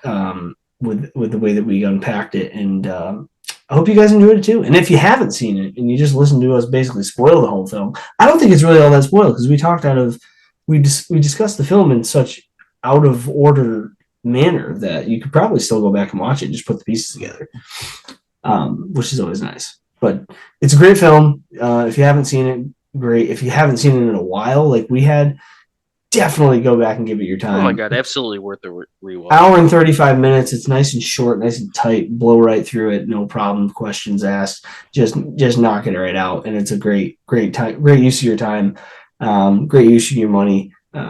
You won't regret it. So after now that the ratings are done and the podcast is wrapped, what we're going to do next is we're going to take another quick short break, And then we're going to discuss what's coming next. So hang tight. We'll be back in probably about 30 seconds.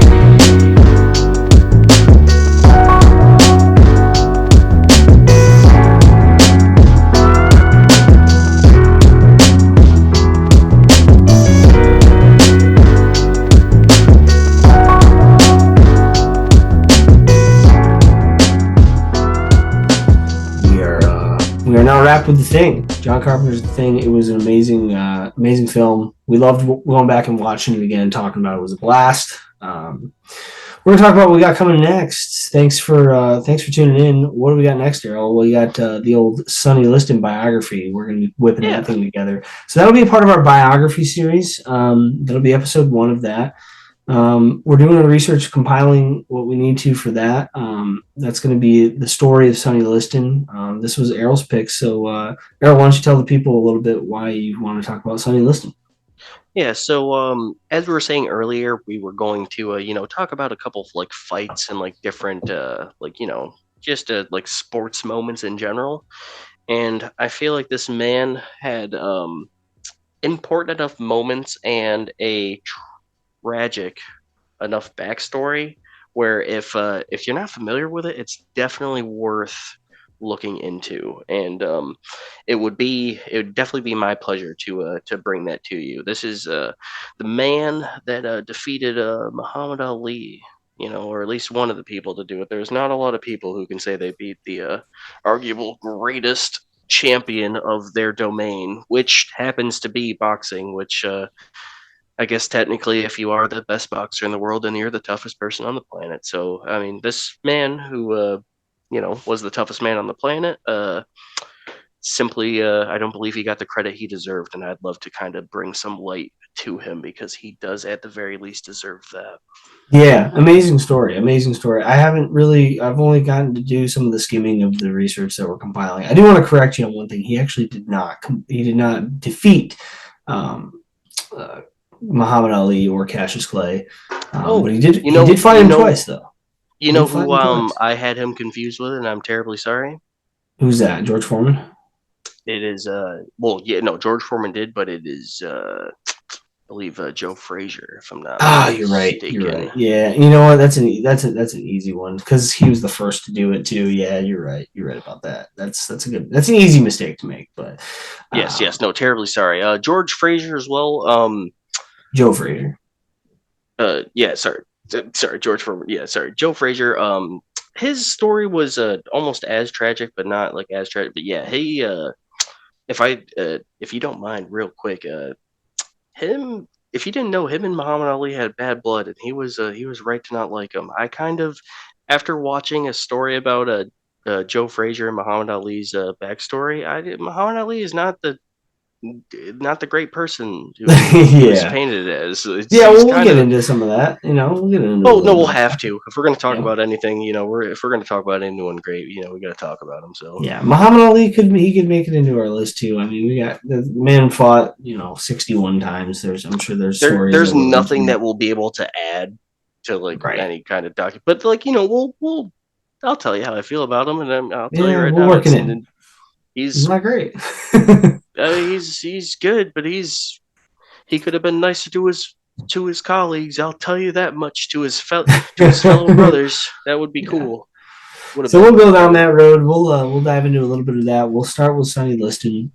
It's going to be a biography series. That'll be the first episode of that. That should be due out in a couple of weeks.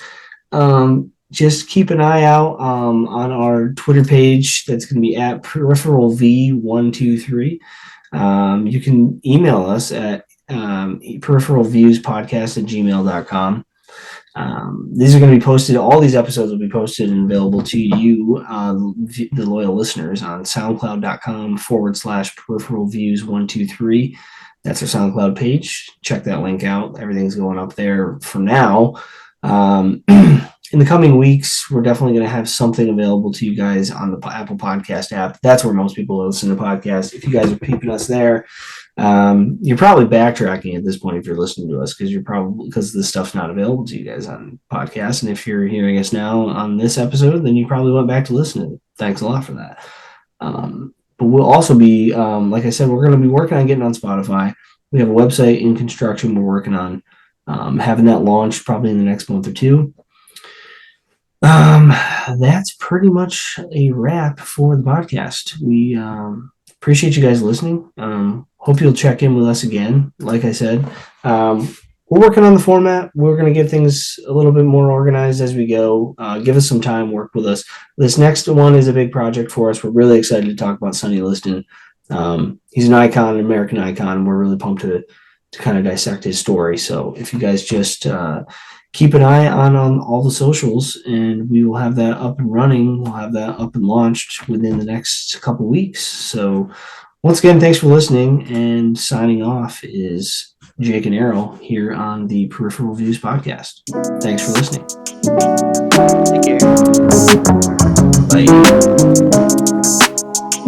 Bye.